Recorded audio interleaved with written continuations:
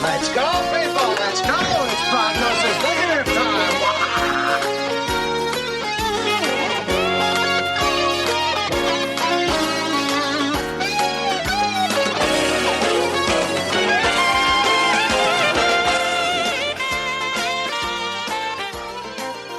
Hi, this is Eric. And this is Sean. This is Caleb. And I'm Ike. And welcome back to the 48th edition of Prognosis Negative. And we have someone new who's never been on the show before. So why are we here on the 48th edition? Because apparently the backlog on Novice Elitis goes, is it 4 years to when your next opening comes up? Next election? Thereabouts. Yeah, something like that. Yeah. So because there's such a backlog over there, and our words wouldn't ripen very well, we're here on the whole ProgNeg feed, keeping it alive, keeping the dream alive, and talking about incredible cult classics like we are apt to do. And Prognosis. we'll get into why this was chosen because I don't even remember now, although I have my suspicions. It's been years. It has been years in the making. For some reason, I think. Yeah, Kayla's been trying to schedule this podcast for years. And for one reason or another, one of us would always back out. And we'd be like, oh, okay, no problem. Blah, blah, blah. Well, finally, here we are to talk about Night of the Comet.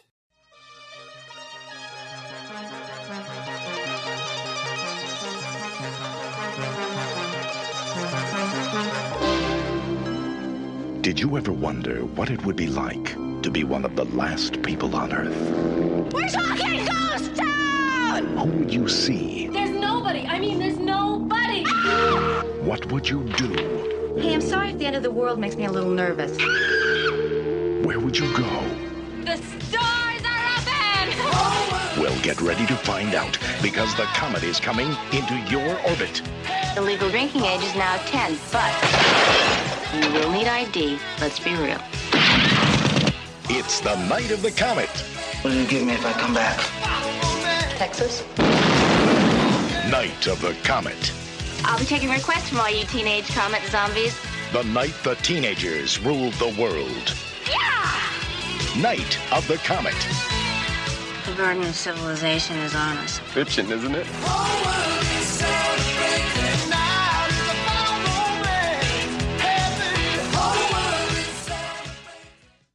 Ike, where may or could people hear your voice on the interwebs? Well, there's three places you might be able to hear my voice. Main one, of course, is the Novice Elitist at. I usually see it over on Podbean, and then there's the other one, Bending the Elements, which is also on Podbean, and then there's a. It's, it may or may not exist, but it's there's this one called Test for Echoes, and that's about it. Oh, yeah. Forgot about that one. And what kind of things do you guys talk about on these pods? Novice Elitist is basically, whatever we come up with, projects, ideas, we just whatever interests us that week. Bending the Elements is a lot more focused and streamlined. It's more where we do TV shows and actually look at episodes and do these scene by scene discussions of them. And then Test for Echoes is, I guess I would call it a progressive rock podcast. Like 70s centric or multiple decade? It comes from the Rush album. Okay. But mostly, actually, yeah, most of our episodes have been done with a lot of 20th century or late 20th century musicians and musical groups in mind. Gotcha. I didn't even know about the third on the list. Nobody did. No, nobody did. But then kind of circling back to Novice Elitist in a way, since this is sort of a pseudo Novice Elitist episode masquerading. Because I'm pretty sure this was part of a theme that Caleb had cooked up eons ago, because I see how it ties in with some of the other Novice Elitist things we've done. But Caleb, could you refresh my memory? Because I don't really know why this was chosen in the first place? I think the first time I planned to do this was shortly after we finished up our Dawn of the Dead Remakes First Original series. Mm. Kind of ties in as a fun addendum. I'll throw this in there. Mm-hmm. But it never quite came together. And then the year that we did The Blob, this was one of the options that I was kind of throwing around, like, hey, we're going to do a horror movie this Halloween. Let's do Night of the Comet. But I can't remember the reason why we couldn't do it then. And then last Halloween, I just chose to watch it as part of my Halloween playlist. I'd seen it back around 2015, and I'd only ever seen it that one time. And so I finally wanted to actually get to rewatching it. And then so last Halloween, I definitely wanted to book it. And me and Isaac, we covered a couple things that kept reminding me of it. American Graffiti, I'll mention a little bit in this later on. And one of the finales for our Bending the Elements episodes for Avatar Last Airbender with the red kind of sky at the end. I was thinking of this as well. So, So you went from the red sky and Avatar the Airbender to the red sky here. Interesting. Oh, and I got more too. Isaac, were you thinking of a DC Crisis event a little bit in this episode? What would have given you that idea? And also, was this, the first reason you cited the whole Dawn of the Dead thing? Is that also why we previously spoke about the world, the flesh, and the devil? Oh, yeah, that's right. I forgot about that movie. Yeah. Well, admittedly, that's unrelated, but I do, and I have put together in the past a retrospective for my own personal viewing of, kind of the Last Man on Earth series, and this was included there as well. Because, I kind of thought that was the hook for us to engage in this movie. And, you guys might know better than me. Am I in the big chunk of the Venn diagram who, even though I was live and conscious and everything else when this movie came out, I had more or less never heard of it before until you started bringing it up. But I know Sean had heard of it. Carl had heard of it. So am I part of the majority in general? Of not hearing about it, or... Yes. Who's of age? I would say it's hard for probably me and Sean to know, because if you're in horror circles, this definitely comes up. If you're not, that's a good question if people really know about this. I don't know. Isaac, had you heard of this movie before? You've mentioned it several times, obviously, especially when we did Silzen's comment at the end of Last Airbender, like that out. You were like mentioning Night of the Comet. It's, there on record. So, and you obviously have, off recording, and you mentioned, I want to do the Night of the Comet. So we're finally doing it now. So it's mostly been just through you. And didn't even realize this was the same year as JC's Terminator. Oh, yes. Yeah. Right. Yeah, very much much so. We'll get into that, I think. That's very much so. Yeah, we'll discuss the year. It definitely plays a important role for this movie. So Night of the Comet, even though I know we're doing ProgNeg, I feel like we're going to do the novice elitist method, but no, we're not. Or I'm going to try not to. Oh. I can drink some more if you want, and that'll, make it more like ProgNeg. Sean will make it to the end. Does anyone want to lead off? I want to hear Sean first. Sean, thoughts and history with yourself with this movie? Okay. I had never heard of this movie until like 20 years ago. Oh. I really got into zombie movies. Like, Tom and I were like, we're going to watch every single zombie movie that's available. We tracked them all down. The Japanese ones, there was a couple Chinese ones, the American ones. I don't want to just focus on Asia, so I'm mentioning America. I don't know. But one of the ones on the list was Night of the Comet, obviously. And so we rented that from My Love Video over here. I think it may even have been on VHS. It was probably DVD, but I think it was VHS. But I seem to remember this coming out in DVD in like a special 80s edition. Like they did that with like a handful of movies. Right. Oh, yes. Yeah. So we rented this, absolutely hated it. I don't even think we watched it all the way through. I think we just turned it off. So I watched it I didn't remember anything about it. There was one thing I remembered. It didn't have very many zombies for a zombie film. I was disappointed by that. Yeah, I figured. So I watched it for this twice. Okay. First time, hated it again. I couldn't help it. Second time, I don't know if I was in a different mood. I don't know what was going on, but I liked it much more than the last time I watched it. Because this is an absolutely piece of shit movie. I'm not going to lie to you. I can't sit here and argue that this is a good movie. It's a bad movie. Okay. But it is absolutely delightful to watch. I mean, you've got everything in here. You've got a mall. You've got the end of the world. You've got, maybe it isn't the end of the world, but are there dead bodies? No, they're not. They turn to dust, but they're... Yeah, I really enjoyed this. I thought this is so much fun.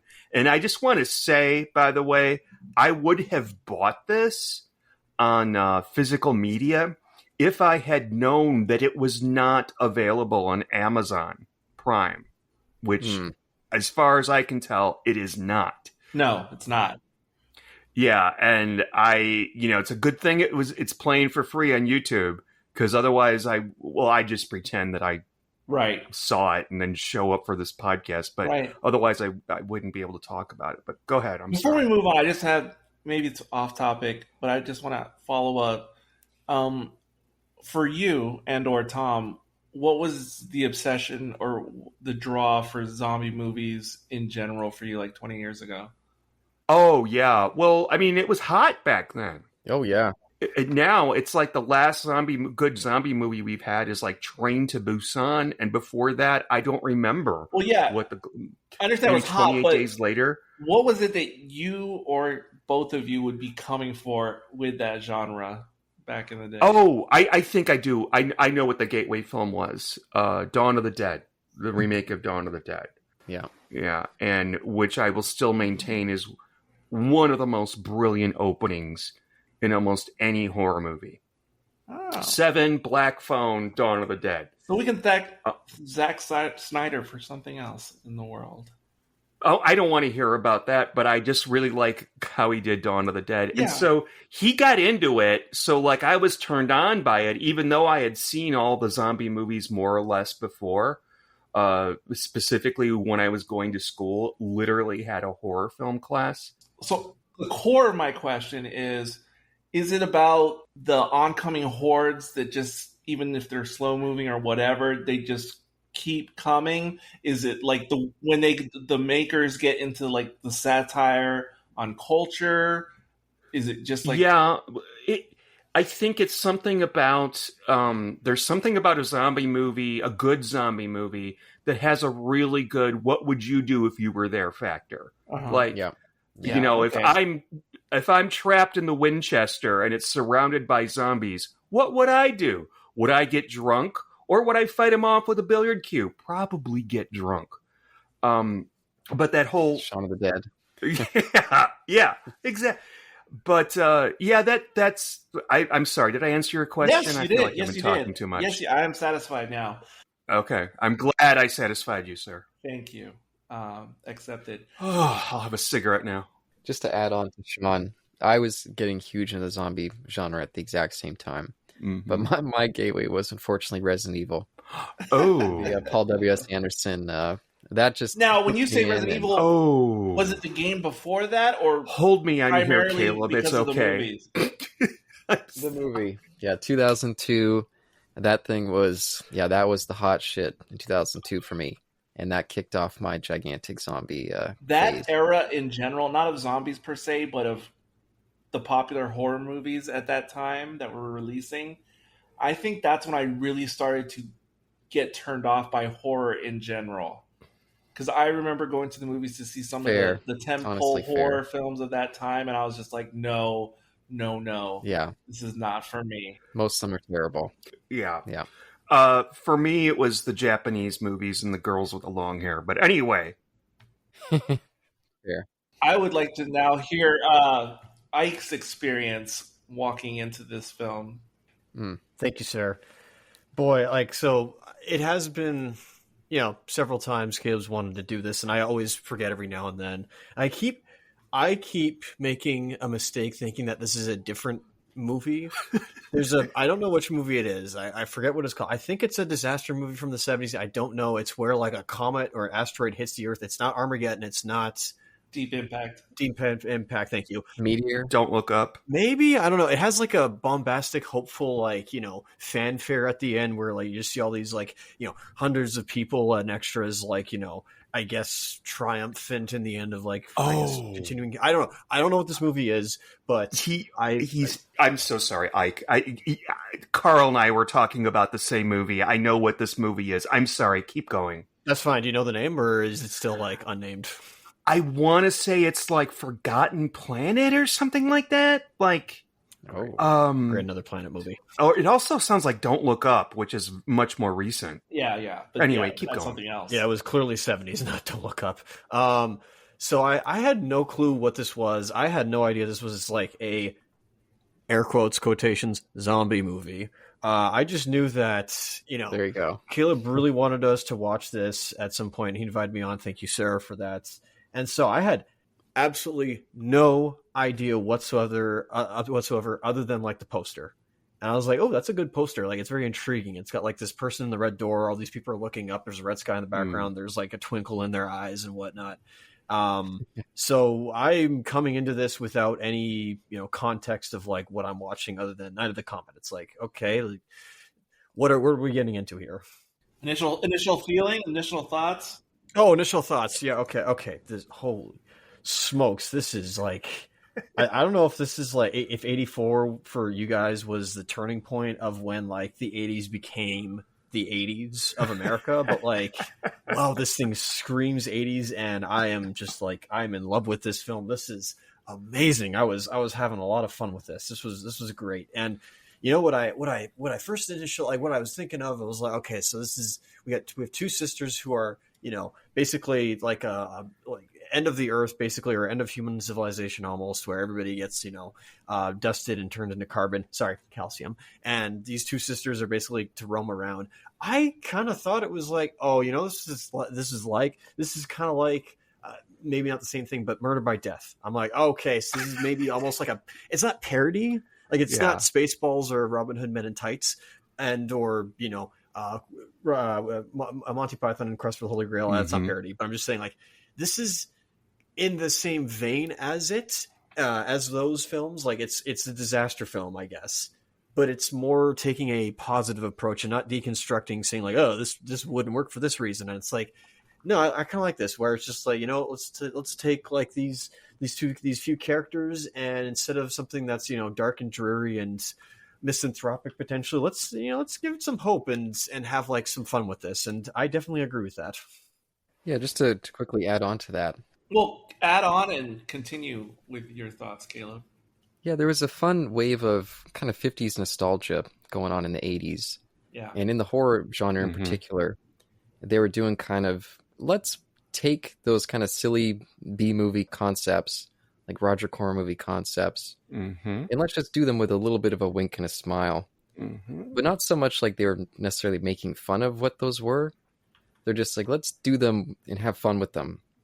Let's not take them so serious or have some, like communist social commentary underneath. Let's just have a good time. I think it's something like Killer Clowns from Outer Space or Night of the Creeps. Just some of those ones that, let's take a silly sci-fi concept and actually just enjoy the silliness. Humanoids from the Deep. Humanoids from the Deep is one of my favorites like this. Yeah. And for when I heard about this movie, this one was one like actually many horror movies. Back around like 2000, the early days of YouTube. I don't remember what year YouTube was really making it big, like 2006, 2007. Yeah, around that time. I got into this YouTube channel called Cool Duder, and he was someone who had I think he had like 10,000 DVDs or something like that, some crazy amount of DVDs. And he would always do horror recommendations. And I had this red notebook. I still have it, and I just filled it full of his recommendations. And I just, over the years, I made my way through. I guess that was actually my first retrospective list. was just all of his recommendations. Huh. And so this was always on there. Yeah, see, Sean's so corporate, he has to do something like this with I have no idea what he's talking about. I have no the idea. actual published 1001 movies. 1001 movies to watch before you die. But this is like such an organic version of that. It's something Caleb would do. There is 1001 horror movies you must watch. Oh my goodness. Oh, by the same publishers? No, it's if you Google, they shoot horses. I'm sorry, no, they shoot zombies, don't they? This guy kept a blog where he used the statistics from like Rotten Tomatoes and IMDb to create a list of literally the 1,000. It's 1,000 horror movies. And I have downloaded that and studied it extensively. And this movie, of course, is on that list. There you go. I can see him studying the list. Like it's going to be the bar exam. Yeah, he's cross-checking, got the glasses on, and yeah. There's a movie called Deathline with Donald Pleasance as a Scotland Yard inspector. Oh yeah, who's looking into like these cannibalistic doings in the London Underground, and like Christopher Lee's in there. Good stuff. I learned a lot of stuff from that list. Yeah, and look at me. Look how pathetic that. Yeah, you say Deathline, and I immediately know the movie, even though I know it is Raw Meat. You just Raw Meat. Yeah, which is actually a better title than Deathline, but much better. Yes, but no, that's a quality little movie. Check that out if you get the chance. What else were you saying on Night of the Comet, Caleb? Oh, and so finally around 2015, I finally saw it on Netflix. I think it was actually the Argentina Netflix back in the day when you could switch the countries. Really? Argentina always had lots of great horror movies. That must have been a Canada. Do you mean with or without a VPN? With a VPN, yeah. Oh, you can't do that anymore over there? Maybe you could now. I've not looked into that stuff in many years. I don't really use Netflix anymore, but well, I'm pretty sure you can't hear, but I don't know if things are different in other countries. Well, I know because of porn. That's all I'm going to say. Because you watch porn in Canada? Okay, well, so let's move on. And so, yeah, I watched this one, had a ton of fun with it, enjoyed the characters, saw how it fit into the, like I said, that kind of vibe of just riffing on the 50s sci-fi, but having a little bit more of a fun, kind of silly edge to it. I've always appreciated that, and I think this movie delivers that in spades. And one of my favorite little subgenres of sci-fi has always been that Last Man on Earth story. I was always a big fan of that Vincent Price, Last Man on Earth. I saw that a lot growing up. And that just attracted me to these types of movies. So this one also fits into that very well. Just having that freedom of being able to like explore a city and wear any clothes you want, dress however you want. I think that's all cool. So that's why The Stand is one of my favorite books of all time, because the first chapter of that is just about the plague and like what it's like when everybody's dead and how awesome it would probably be for me. Don't say too much about The Stand, because that is something I've been curious to investigate more after getting over it. You go read the book. Yeah, read the book. Do not touch any of those movies. 100%. Do not touch the movies. Terrible. Okay, but if I read the book, 2 or 3 elections are going to pass before I finish it. Just don't watch the movie. It's okay with it if you watch the movie before you read the book. Well, you say don't watch the movie, but there's more than one edition as well. No. Don't watch either. Neither. Absolutely heresy if you watch that movie before you read the book. Even though it's got Joe Bob Briggs in it. Is it worse than Exorcist 2: The Heretic? Different. No. Different. You're going to hold me to that till I die? Okay. Different kind of worse. I understand. Sort of understand. Yeah, and I'll also add, and this partially comes from actually Doctor Who, Attack of the Cybermen. I was always kind of interested in movies that were kind of a direct response to the coming of Halley's Comet. Oh, yeah. And this one falls into that, The Quiet Earth. This movie, Adventures of Mark Twain, if you guys ever saw it, this 1980s claymation movie, which I believe was Mark Twain going off to visit Halley's Comet before it came to Earth. Really, really strange movie. Huh? Wait, that's like claymation animated? Yes. Very, very strange film. I totally saw it at the time. They played it on free television. Maybe in England. I can't remember where I saw it, but I remember, what is Great movie, this? It's but wild. Yeah, by the way, Isaac, that is definitely going on Strange Animation one day when we revive that series. So keep an eye out for The Adventures of Mark Twain. Yeah, I remember that movie, seeing that movie on television, but I remember it like a fever dream. Oh, it's a fever dream. It's got a couple sequences that are just like, oh my god, this was directed toward kids. This is horrifying. But I guess that's the end of my initial thoughts, and I guess I'll turn it over to you, Eric. What are you thinking for this one? I'm thinking a lot of nothing. I mean, a lot that is just interesting to me, and I don't know how much it's interesting to anyone else. The usual. Yeah. Exactly. You're exactly right. It's the usual. Well, first of all, I don't know what is first. Initially, having never heard of this movie, never seeing an image or knowing anything about it, just based upon the title and hearing Caleb bring it up so many times over the year or so, just by the title and knowing it released in the 80s, in my head, I imagined this was going to be something like the movie Invaders from Mars, which I think is 1986. Anyone else seen that?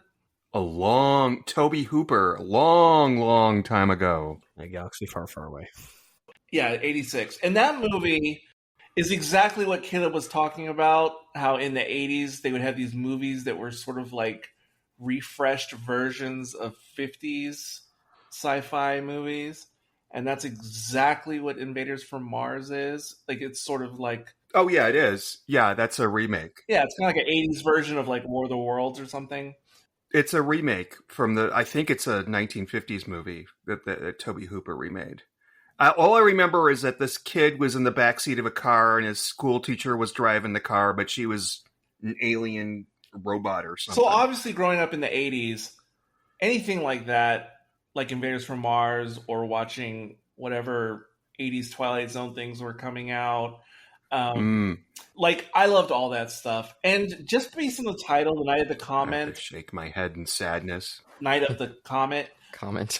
I was imagining it was going to be something like that.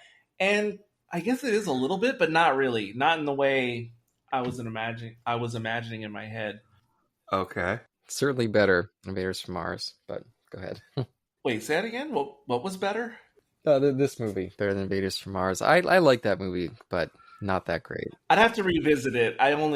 Last time I saw it was probably 1990 or something. And then I think it weird, because I just, watched it in the last 24 hours for my first time, this movie. And now that I know what all goes on, and I was thinking about what you were saying, because I remember in 87, the Haley mania that was just everywhere. I remember that very well. But I didn't actually see Haley's Comet back then, even though everyone was talking about it nonstop. But I was thinking in this movie, like, because, almost everyone gets wiped out in the beginning. And I was thinking, if this happened nowadays, 2024, this worldwide event, the movie would be totally different, because there would only be like 12 people who would go missing, who were really trying to see the comet. Like, it wouldn't be like in this, people of all ages, all walks, like, they're all out there. Sir, okay. I don't remember the last time Haley's Comet came around. It was 87. But I can tell you when the last eclipse was. Yes. And that was huge. You're right. He is right. And I remember standing out in the yard being fucking gobsmacked. And I remember people cheering that were off in the other, like, over by the clubhouse. And I could totally see this happening. No, the eclipse, Sean is absolutely right. And yeah, I was going to mention that. Sean's absolutely right, because here as well, I was right in the eclipse zone. And for the solar eclipse, as opposed to the annular eclipse that happened 6 months prior, basically the world kind of stopped for 6 to 10 minutes. It was really cool. That really literally felt like that. Yeah, when it happened, it felt like you were in this movie world, the night of the comet, for like 6 minutes. You were in that world, and then everything went back to normal again. With the red sky. I mean, the sky wasn't red, but it did have that that very similar eerie quality. Yeah, and because that happened locally for us, for both eclipses, but especially, more so the solar, but for both that happened within 6 months of each other, a week out before the eclipse, I was already noticing out-of-towners and out-of-state license plates. And when I say out-of-towners, when I go to my local grocery store and I see people who are definitely not from the neighborhood, and it's like, yeah, whatever, that's the eclipse. True. But the reason I brought up why it would be different is because I was thinking, who would be the crazy people going out to see the comet now? And we just had a comet pass by Earth in like the second and third week of October. Yeah. My dad, as my dad calls it, it's a comet named after some Chinese guy. He literally fucking said that to me. Anyway. Yeah, the Atlas Dynasty. I forget. That's the second. Now? That's the second name of the comet. It's the Tsuchinshan Atlas Atlas. Yeah. Or if you can't pronounce it or don't want to be bothered, just say it's named after a Chinese guy. Well, that's what I usually say, but not for the I'm podcast. like Asian by proxy, and he thought that was okay to say. Keep going. I'm sorry. At least he didn't say it was named after a Chinese. Just leave it right there. That would have been worse. Well, Doctor Who taught me a different term. We would go to Chicago. My grandma would say, "You guys want to go to Chinaman's?" Oh no! Good thing we're on the ProgNeg. We had to okay, let's pretend that she didn't say that and just go along with her. Back when they used to smoke on airplanes. That's an old ProgNeg reference for long-time listeners. Is. Yeah, we're not talking about the guys who built the railroads. Yeah. Yes, exactly. We're not talking about Helen Hayes and Airport. No, but the eclipse, almost no one I knew in any of my circles was trying to seek out seeing this eclipse that just happened recently.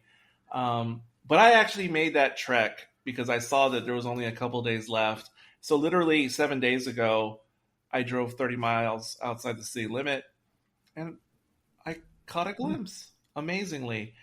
And I was so kind of enthralled about it. I also went, inside baseball for Sean, I went to the Crazy Bates Motel in Hondo, Texas. And I know where he's talking about. It's a scary looking Texas Chainsaw Massacre hotel, except it's the real thing. And there's like an abandoned field, like for agriculture, right on the property. And I just drove my truck out onto the abandoned field, and I'm looking for the comet. And my uncle just like pulled up in a truck, and it was lit like in the ET when the guys pull up to see what's going on, like the light effects of his headlights and everything. It looked like and I don't know if he had a gun because he had no idea who the stranger was looking at the sky. Anyway, that was a great moment. Well, I just want to say, speaking of ET, and I think people know where I'm going with this. I don't. For a B horror movie, this came out in a really bad time. This came out the same year we had Poltergeist. We had The Thing, which wasn't a really big hit until later, but whatever. We had E.T. Oh, wait. That's those 82. were 82, though. Yeah. I thought this came out in 82. No, 84. 84. Oh, but fuck me. Okay, I'm so sorry. Delete all that. But there were other big hitters, though, at 84. Oh, yeah. Amadeus. Temple of Doom. Terminator, and of course, The Last Starfighter, which kind of relates. Yeah, I think... Oh, yes, it does relate. Yeah. Yeah. I do want to ask you guys something, because this kind of made me think of a movie I've never seen, which doesn't really make sense, but... just the quality of it and how it doesn't take itself really seriously. Is this kind of like how Buckaroo Banzai is? It's a movie I've No. always heard about, No. but I've never seen. Love it. The answer is no, but then a little bit yes. Mostly no, though.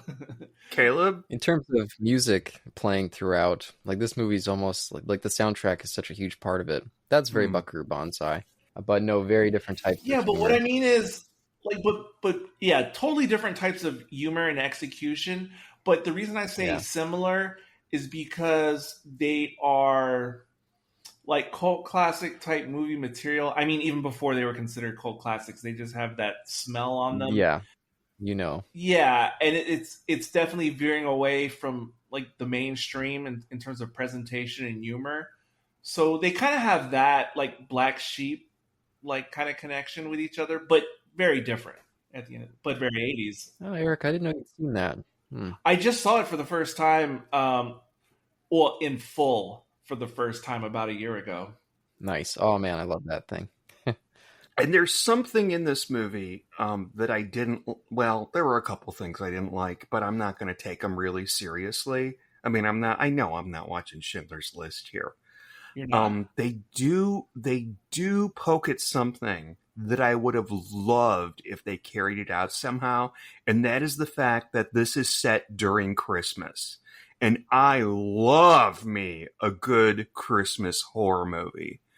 Unfortunately, except for a few small parts where we hear Christmas music, they don't really exploit that. And I've always thought that Christmas could be a really, like, I've always thought, you know how people, it's because of the Conjuring movie, but people think that Tiptoe Through the Tulips song is creepy. Tiptoe through the tulips. I never thought it was creepy. I've listened to it long before that movie came out. But to me, that's kind of like what Christmas music is. Kind of creepy. I mean, there's a scene where she pulls up next to the car. The car is dead. By the way, where are all the other cars? But I'm not going to go there. I think it's a Mercedes, I think. And the radio's on, and it's playing Silent Night. And it was evocative of, what was the name of the movie with Bruce Willis and Brad Pitt, where he goes back in time? 12 Monkeys. There you go. That's it. Yeah, it reminded me of that, how creepy it was. But they didn't go with it. They didn't go further than that with it. True, but maybe it makes sense for Los Angeles since it feels generally so un-Christmassy. I guess during the season, but I didn't even realize it was Christmas until I watched the VAM on the disc, and then I thought, oh, is that why they kept mentioning Santa Claus so much? Yeah, but yes, I generally do love Christmas adjacent movies, like Eyes Wide Shut and many other things.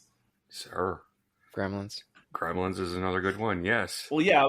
But Gremlins almost feels like it actually is Christmas. Black Christmas, Eric. Have you ever seen Black Christmas? No, Sir.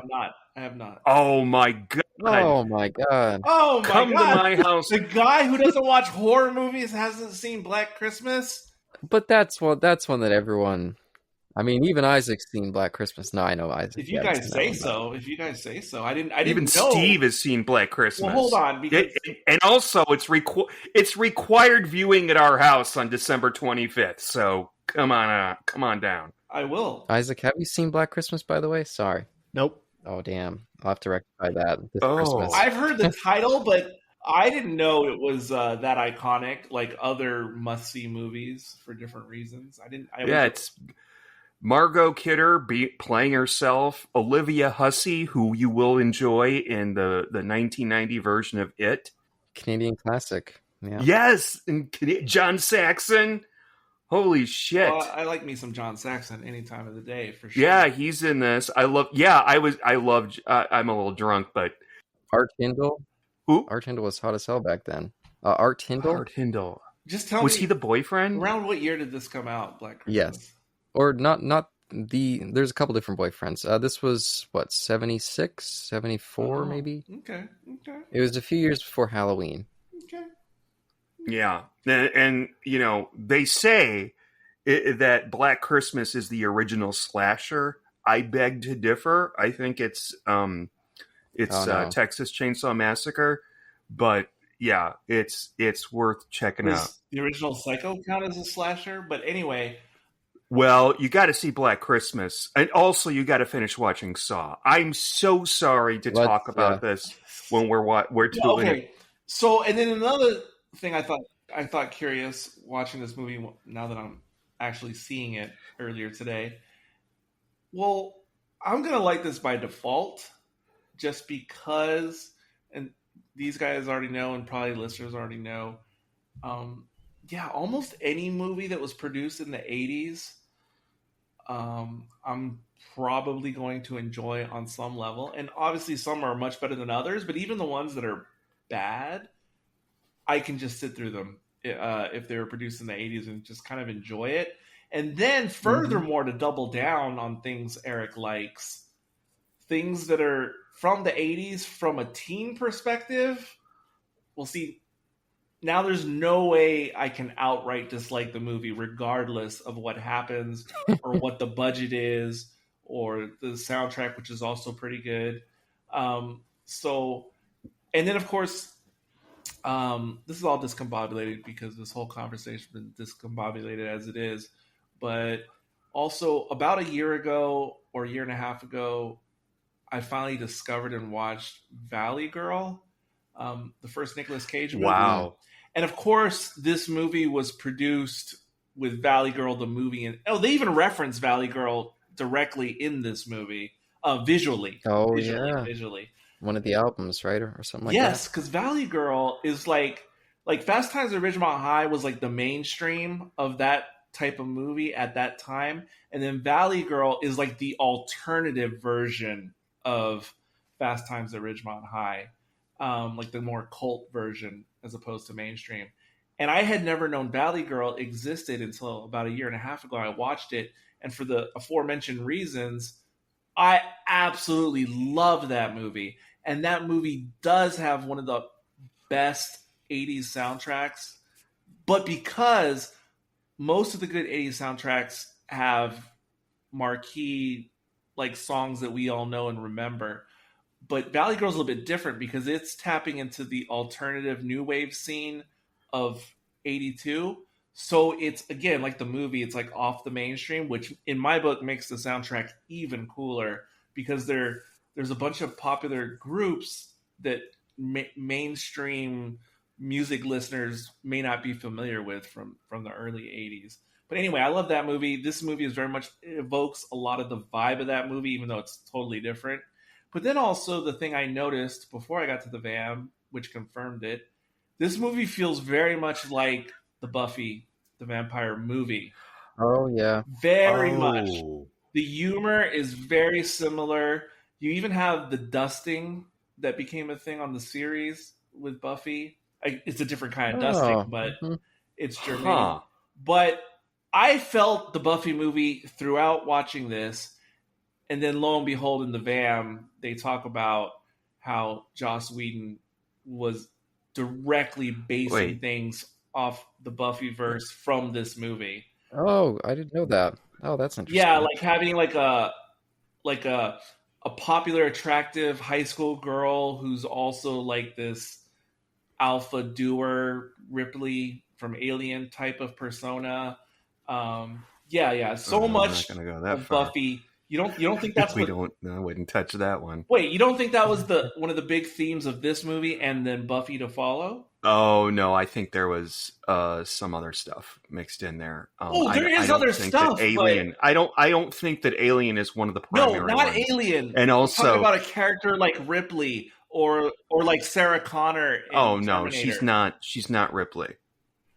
We don't go there. No. We do not go there. Talking about Buffy? Well, he's just talking about I'm not Final Girl. saying Buffy is Ripley. I'm just saying she's. I thought you were saying these girls in this movie were like Ripley.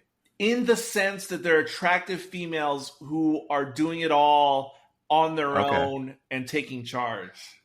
Again, Eric doesn't necessarily know all the tropes of horror, but yeah, he's basically just describing the archetypical final girl, which Ripley was. Well, I understand that trope from horror as well, surely, but I'm just saying because it is directly tied to Buffy because it inspired Buffy.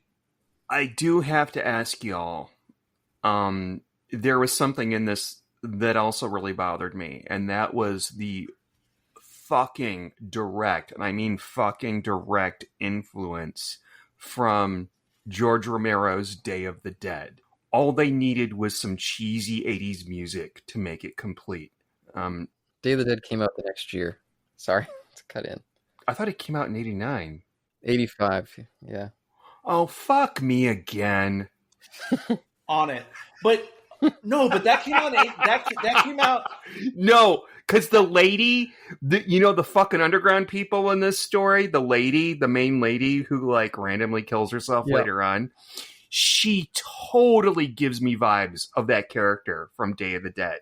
And if you've seen it, you know who I'm talking about. She's also given me a lot of Sarah Connor, 10-10-10 across the board over here. I got a lot of that. I don't like that because I can't stand Linda Hamilton, but whatever. Wow. Well, no, let me just say one more thing about Day of the Dead, so Day of the Dead was 85. 85. In my brain, I thought that predated this movie as well, just because of the aesthetic. And when I said 89, I think I was thinking 79. So I don't. Go ahead, Eric. I'm sorry. I don't know why. Right. No, it's almost 78. I'm just saying this is kind of a revelation to me as well, because Day of the Dead feels older in terms of like the world in which it was produced in. I mean, the time and the presentation. But yeah, go ahead. Continue on. Or back to Ike. Well, before I jump over to him, I just wanted to mention, because he called out that lady in the bass, played by a B-movie actor that I'm a big fan of, this Mary Woronov. Oh. She was a big-time Roger Corman collaborator, stretching all the way back. I think one of her earliest ones that she did with him was Death Race 2000, which we see a poster of in this movie. Yes, absolutely, yes. But me and Isaac talked about her maybe a year or so ago in Rock and Roll High School. Rock on. Roger Corman's hit musical. She played the principal in that. She's just so much fun. But she's also in this awesome little B movie called Eating Raoul. Oh, Eating Raoul. Can't speak too much drunk. Wait, is that the movie that featured Robert Beltran as well? I was just about to say, yeah. Oh, okay. Yeah, she was Roger. Oh, God, too much alcohol. Robert Beltran was in that, and that's actually why she's in this, because when he got cast, I guess they're kind of struggling to figure out who to put in that role, and he recommended her. But not only is she in this movie and Eating Raoul, but she also is in this movie called Chopping Mall, actually playing her same character from Eating Raoul. She shows up in this brief little cameo in the beginning. Oh my It's God. a completely baffling cameo. Wait, which actress are we talking about right now? Chopping Mall is kind of on the level with this movie. Definitely better than Chopping Mall, but... No, but which actress are we talking about who's in all these different films? This is the lead scientist lady. Oh, okay, because wasn't Kelly Maroney also in Chopping Mall? That I was about to say that as well. Playing a similar character. Sorry, I'm not... Yes, they're both in that, and it was because of Chopping Mall that I actually watched Eating Raoul, because in that little cameo in the beginning, it's like a 3-minute cameo, and it's so bizarre. And I was like, what the hell? And so I find it funny that these three movies are all kind of linked. Yeah, I need to see this Chopping Mall. I remember when Chopping Mall was literally at the theaters. Of course, it bombed. But what really intrigued me was the poster. It had a really cool, scary poster of an evil hand holding a shopping bag that was from I don't know, Sears or whatever. No connection. The movie, there's none of that in the movie. The movie's about a killer robot. Don't spoil it. I want to see this Chopping Mall movie now. That's not a sir. That's not a spoiler. Don't know what is and what isn't a spoiler on any movie. Could you? And they also have sex in the furniture store. That's a spoiler. Yeah, fuck the fuchsia. It's Friday. Yeah. I just have to mention with Chopping Mall, they were originally going to call it Killbots, and the producers were like, "Killbots, that's a stupid name. Change the name." And apparently, they were debating it all night. And then a janitor who was cleaning up in there just looked at what they were discussing and just went, "Why do you call it Chopping Mall?" I'm like, "Oh, that's great. That's brilliant." Wait, was he Hispanic? Was he Latino? It's a great name. That I don't know. Why don't you just call it Chopping Mall? Exactly. That'd be the standard Latin American pronunciation. I know what he's talking about, guys. It's not racist. It's just that people from San Antonio, not just San Antonio, mostly Mexican people. Yeah. Oh, you guys gonna go to the shopping mall? You gonna go get some stuff? You from Chicago? Sorry, I'm so sorry. We can continue talking about this film. I'm a little bit hammered. Well, let's all take turns doing ethnic impersonations.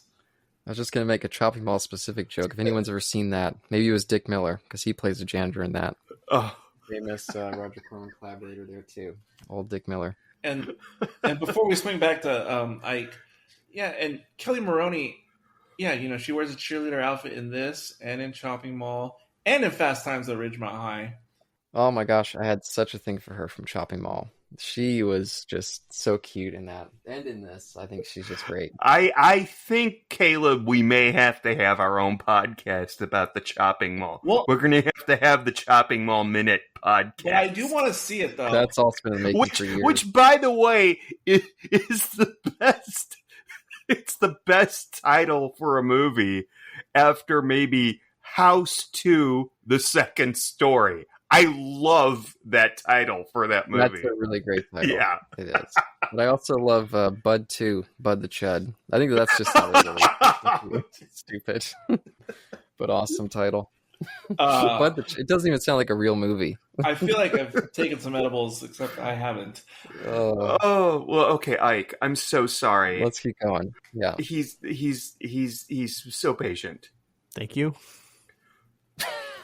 So what's your question? Well, no, just I know that you wait to jump in to say. Yeah, other takeaways you have from either the madness they've been spewing or not about that.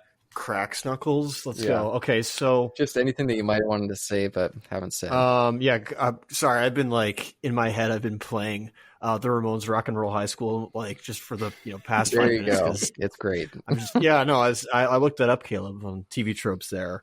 I did a whole deep dive of this movie influenced Canceled Man in his movie Buffy the Vampire Slayer. So I don't need to watch that now.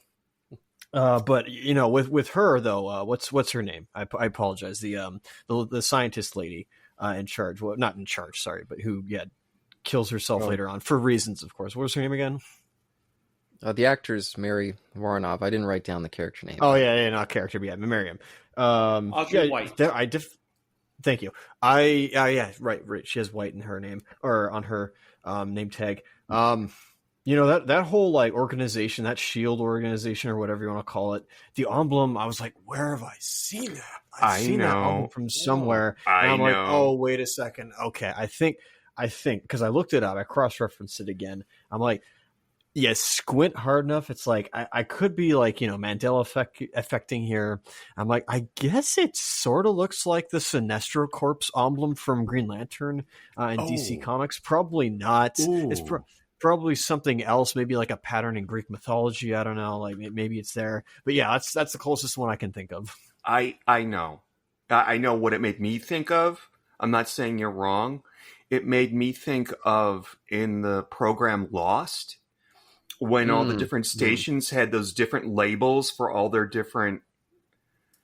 Do you guys know? Yes, Eric, of course. do you remember? Yep. Yeah. The black and white symbols. Yes. That's what it reminded me of. I just can't remember what they were called in Lost. There was a Hydra. It was actually pretty cool. Yeah. Until you watch the whole thing. But yeah. Back when I used to produce Sci-Fi Party Line and we were talking about that show frequently, every episode we did on the show Lost, I would use a different, was it the Dharma Initiative? I don't know. Yes. Oh, yes. So I used a different logo every time we published a new Lost episode. And there was many to choose from on the internets. God, that was great when that show was I was definitely not bad. Of Dharma, but I need to see the logo in this movie again because I know there's other places with that iconography. I didn't do that research ahead of time. Well, but keep going, Isaac. I know it's been a long gap since I actually jumped in, so I'm sure you got some stuff sitting. Sean, you wanted to finish something off. Go ahead. No, I'm just hammered. It's okay. Okay. So the city line, I don't know what was models and what's not. I obviously, read TV tropes is not verifiable source of information. I get that, but it said, the producers were doing their darndest to get shots of the skyline of LA. But the skyline of LA, I don't know what it was. I don't know if it was models they used. I assume there was some models in there, and obviously they use practical effects post production to make the sky red, of course. I was like, this kind of reminds me. Some of these buildings, I've not been in downtown LA ever. I've been near it, but I was thinking like, this kind of reminds me of Godzilla 84, like just with some of the buildings there. And then also some of the ways the skyline was like moved. It was kind of the beginning of Akira as well, where, they're going, it's like right at the beginning where they're going through after the bomb, when they're going through their motorcycles and just going in that tunnel way, you just see the city and just how gargantuan it is. Like kind of reminded me of that. Caleb, go ahead. Yeah, that's part of why I love the trope of the last person on Earth. Is just getting to explore all these places without the clutter of just humanity moving around, driving around, planes flying overhead. And it gives a very different feel to like giant skyscrapers and things. So you would prefer this to, say, I'm going to say the first season of The Walking Dead? I'd have to go back. I'm guessing it's different. Yeah, different. I don't know. Different kind of Speaking vibe. for Caleb, because that's already dilapidated as we see it in the first season, whereas this, everything's still pristine. Like, even though I haven't seen Vanilla Sky, but I'm thinking of Vanilla Sky. No. And some of this could be like an introvert child's fantasy. Yeah. Of like, the world, it's all the same, but there's no people there to make you feel like you got to be quiet or hide in the corner. It's just yours to explore. No, that reminds me of like the TV version of The Langoliers, which I was fascinated by. And Jesus Christ. Also the episode of TOS, the one where the aliens move too fast for humans to see. Yeah. We did it semi recently on RBG, but that reminds me of that because when you go into that other dimension, it's as if you have the world to yourself. The Langolier is terrifying. It's a short story. Yeah, it feels nice when you have it to yourself for a little bit until the trouble starts. I can't get anyway. The Langoliers was a great story, but not a good movie. No, it was not. It was the first television king that really drew me in. Oh, okay. It's a great story, but yeah, very underserved in that little movie. I was a little... Okay, I know that I mentioned The Walking Dead earlier, and I know that we're not watching The Walking Dead, mostly because it's not 2009, it's 1984, okay? So I don't expect them to clear out all of downtown LA and film a movie there. However, and they tried to make up for this, and it didn't work for me, but, it is what it is. It felt not very post-apocalyptic for me. In fact, it almost felt like I was... What's that book series in the movie with Kirk Cameron? Oh, Left Behind. Yeah, that shit. That's what it reminded me of, and I couldn't get it out of my head. Oof. And there are moments in this movie, and one of them is when Robert Beltran, am I saying his name right? Beltran, or is it Beltran? Tran. Tran? Okay. It's like David, I don't know how the hell you pronounce this. David Duskevich. Duchovny? The Late Night and the Devil. Yes. I struggle with that name. David, God, anyway, yeah. There's a wonderful moment in this movie where he goes to San Diego to presumably visit I think it's his mother's house. Yeah. And she has turned, by the way, it's totally in LA. All you have to do is watch the Breaking Bad to know that this is LA, not San Diego. I could just tell by the house. What do you mean Breaking Bad, LA? Do you remember where there was somebody that lived in a house like... No! I'm sorry, Eric, you're right. It's Crash. Crash, the movie Crash. Okay. Not the Cronenberg one, the other one. No, the other one, the bad one. Yeah, anyhow, I'm so sorry. But there's a scene, he comes back to her house and she's locked in a closet or something. And obviously he's not going to let her out. He's not going to shoot her. That was a really eerie moment. And sometimes, I'm sorry, she's not locked in a closet. Jesus. It's a kid that's outside, that's infected, that's trying to get in. But they missed an opportunity there where he arrived at her home, and they could have. There was more. I felt like there should be more of a story there, and I wasn't getting it. Does that make sense? Yeah, like could have been his mom or something. Yeah, and that would have been kind of cool. Like, hey, what are you going to do? Instead of just this random kid zombie, what if your mom's a zombie? What are you going to do? But I have to realize that this is, at the time this movie came out, they didn't really deal with stuff like that in zombie movies, even though zombie movies existed, But you never really dealt with, hey, how do you handle a loved one who's been bitten? Well, in the van, they talk about that, actually. I mean, that scene and whatnot in the movie. And in the van, the way they say it, they're interviewing like Beltran and some other people who worked on the movie. And they just say it like, oh, it was just, I like how it was done. Like, he didn't have to actually see his family. Like, he just had to have a moment and he understood. That's what they said in the van. Yeah. But well, then why did he travel all the way to San Diego? That was a waste of a trip. I understand. But my thought that wasn't said in the van, but just overall feeling from watching the van was, you know what? It's a budget thing because of how inexpensively produced this movie was. Oh, yes, without a doubt. Yeah, it is a budget thing. So it's like, hey, this takes care of that bit so we can focus on other things from a production point of view, is how I sort of imagine that in my head. Yeah, but also this is like a fun, it's almost like a party movie, a midnight movie. Mm-hmm. You come, you watch it, you have a good time. They don't really need to linger too much. Literally how it was marketed on DVD later. Yeah, you don't have to linger on it, you're right. But in keeping with the theme of a midnight movie, then there's so many humorous ways you could have referenced like his family members or whatnot. Yeah, but it still might have been a little bit more heavy, So might as well just keep to the fun kind of vibe. And me and Isaac, we've been actually watching a lot of 80s movies lately. And we recently watched the Chuck Norris movie, A Force of One. And remember, Isaac, on that I was kind of talking, it was reminding me of Quentin Tarantino when he made Jackie Brown, where it's just like, I'm just making a hangout movie. It's not really about the plot. There'll be a short section where the plot kicks in and that's, has importance. But for the most part, it's just a movie where you just enjoy hanging out with the characters, listening to the dialogue. And that's really what the movie's about. And yeah, so they don't need to go after any dramatic weight. Even at the end when it's like, oh, let's restart civilization, even that's just played off as like this silly joke that they're taking pictures and dressing up like they're out of a magazine catalog.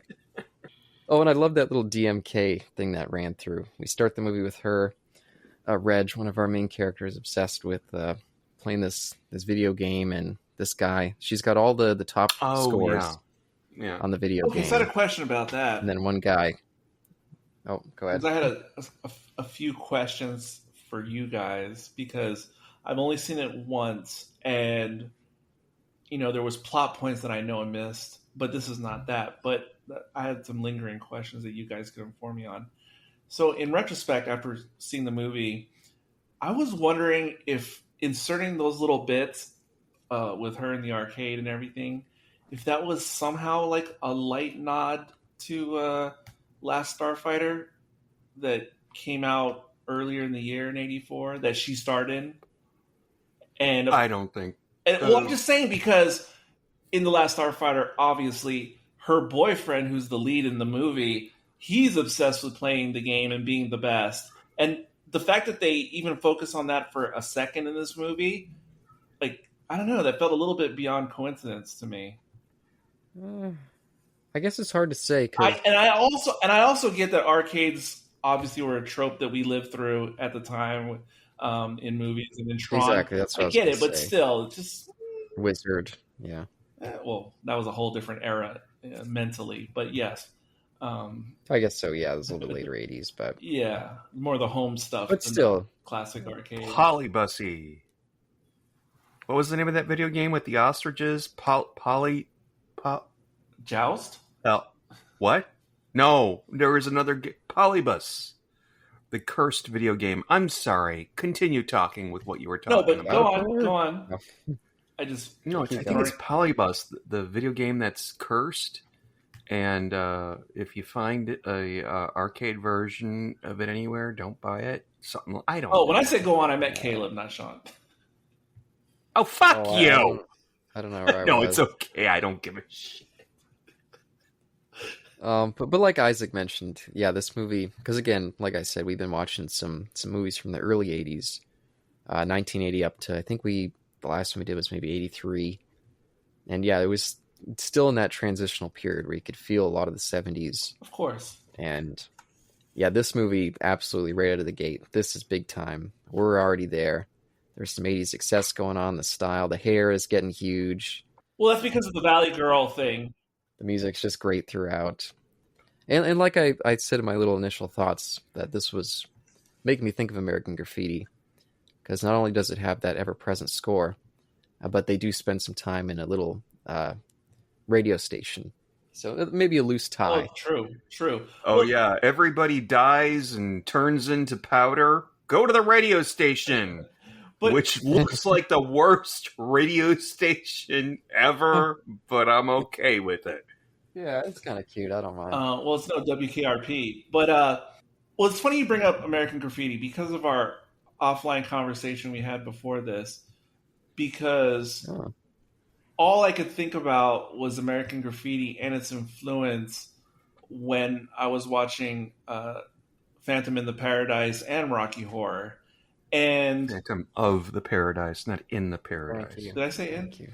I'm making a note of it to strike it from the record. Thank you. There you go. I'll remove that. You know, I couldn't help but think about, even though it doesn't take place in the 50s, but the 50s revival that was kind of kicked off by American Graffiti and went in so many different directions in the 70s.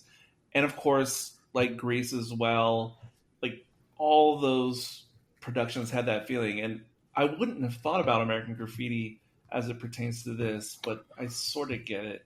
Yeah, it's loose. I don't get it. They have a similar vibe in that way, with just those two elements, the ever-present score.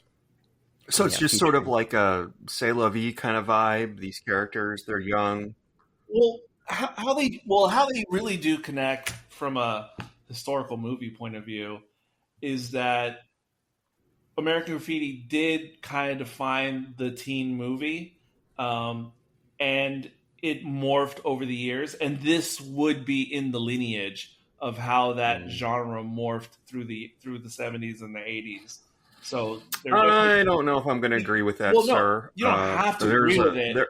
But the thing that Caleb said is part of the trope and the trend, like the ever-present score. I understand what like maybe a branch off, but if you were going to directly go from American Graffiti, I would think something like The Breakfast Club. Yes, that is too. But there's forks in the road, so to speak, with the evolution. But they all lead back. If you go backwards, it's like a tree. I mean, the way everything. Oh yeah, I know. off. I can. But yeah, but American Graffiti started it, and it spawned all these other films that we've heard of, and many we haven't heard of. But but there was teen movies before American Graffiti, but they feel and look, and they're constructed in a completely different way.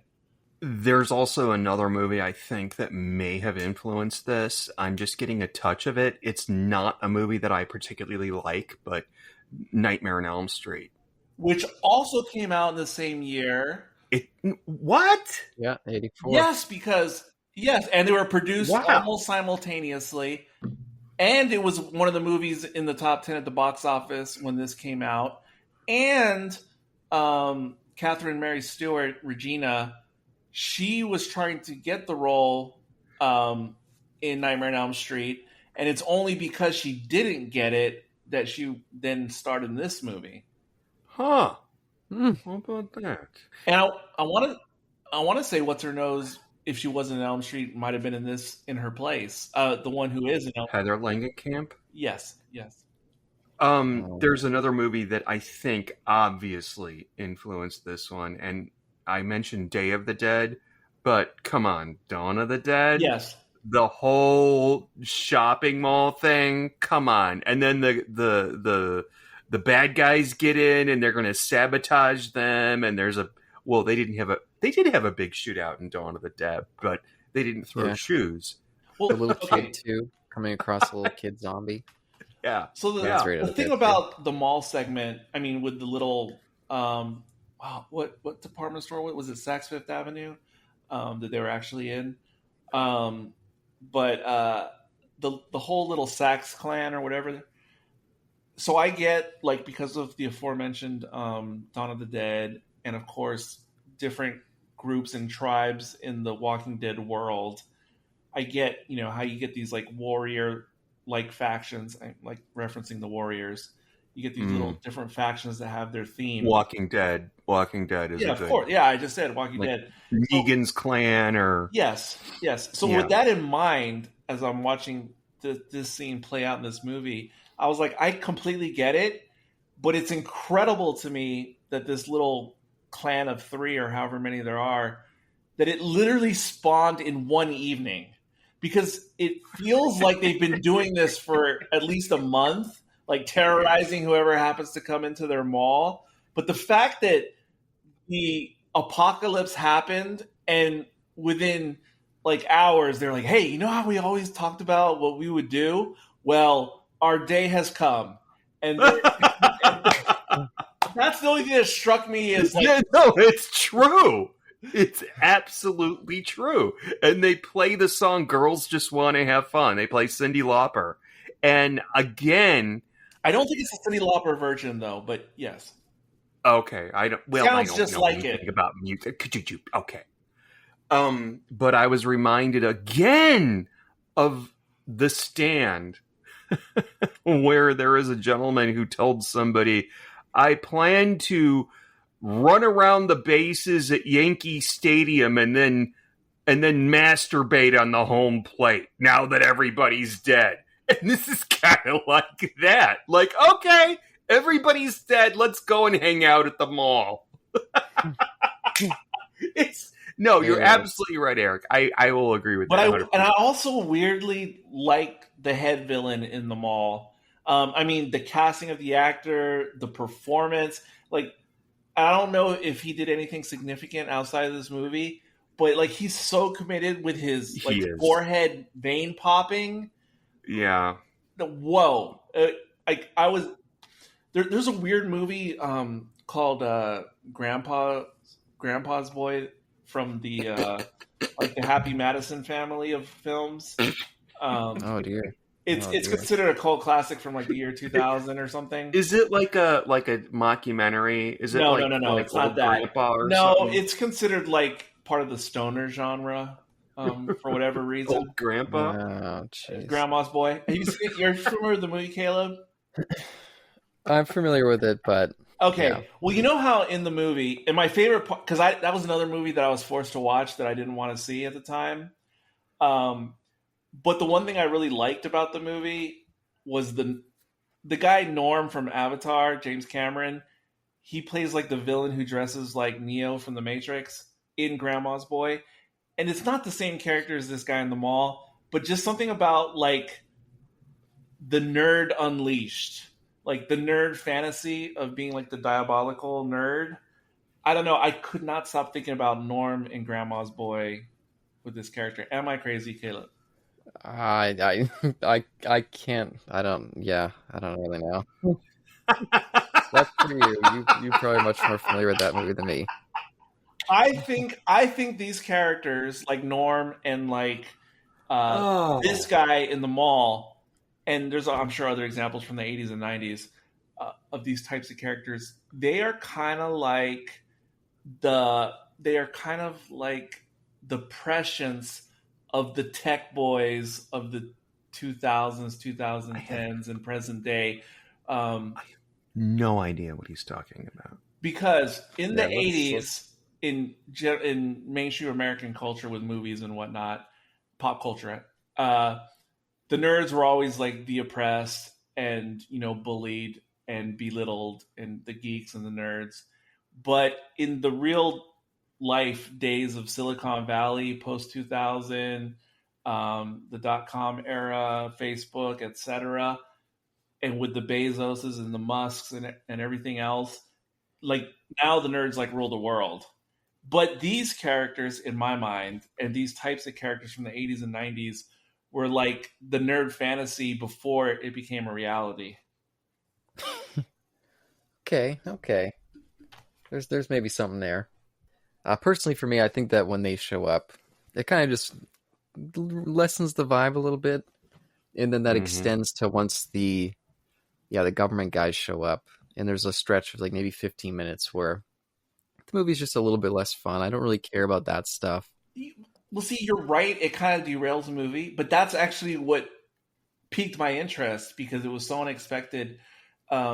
Because I was watching this movie and sometimes multitasking while doing so, and I'm keeping up with the plot, and I knew they were in the mall having a girls' day and everything, which made sense. And then I was typing something or posting something, and I looked back, and I was like, "Who is this maniacal guy like yelling?" I was like, I barely turned away for 60 seconds. Like, why am I in a different movie? So I had to like rewind and like, how do we even get here? And it's crazy how it does happen so fast. I think it's mentioned too that that scene in the mall with him. There's a lot of American iconography around that. Oh yeah, like you've got an Uncle Sam like mannequin. And then you've got I don't know who it is. I don't know. Thomas Jefferson, Nathan Hale. I have no idea who that other statue is, but I found that interesting. And maybe worth bringing up. I don't know. No, because that's, I'm sure that was just what was there, in real life at the time. Because if you remember back, Sean, and you remember some of these things better than I do, but there was the whole bicentennial craze in 76. And even though that was 76... I was a year old. Right. Hold on. Even though that was in 1976, the air of it, the red, white, and blue banners and everything else, it still persisted like in pop culture movies and things like years later after 76. It was still like such like even like Superman 3 when they have like the marching band. No, you see these things in other later movies too, like The Silence of the Lambs. And by the way, aren't we getting like to the 250th birthday of the United States like next year? Yes. No one said anything about that. But I heard one thing about it, but it gets into politics. Yeah, I don't want to go there. Yeah, how about let's jump back over to Isaac or Ike. It's been a little while since we heard from him again. So is there anywhere that you'd like to go? All right, so I think for me, my favorite part of this movie was the sisters between Sam and Regina or Reggie. Oh boy, I don't know. They had these actors, man. They did some great stuff. I didn't even realize one of them was in Fast Times at Ridgemont High. I didn't care for that movie.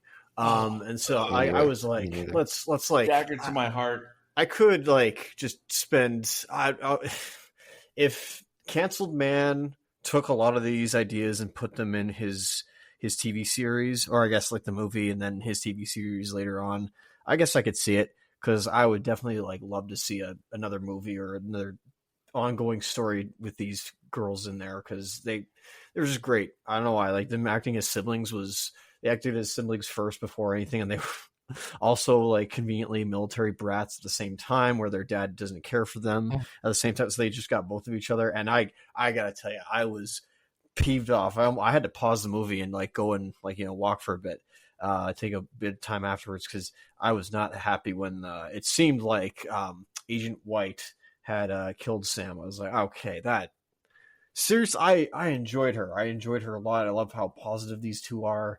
And I was kind of furious. I was like, I almost didn't want to watch the movie after that because I'm like, you just literally like ruined the movie for me, and I feel bad. Like, Reggie doesn't know that right now, and so I was really sad that was the case. And then it turns out, nope, they put, what was it, sodium something in there. It was an anesthetic that, like, just knocked her out for like 3 to 8 hours or whatever it was, whatever website I looked it up as.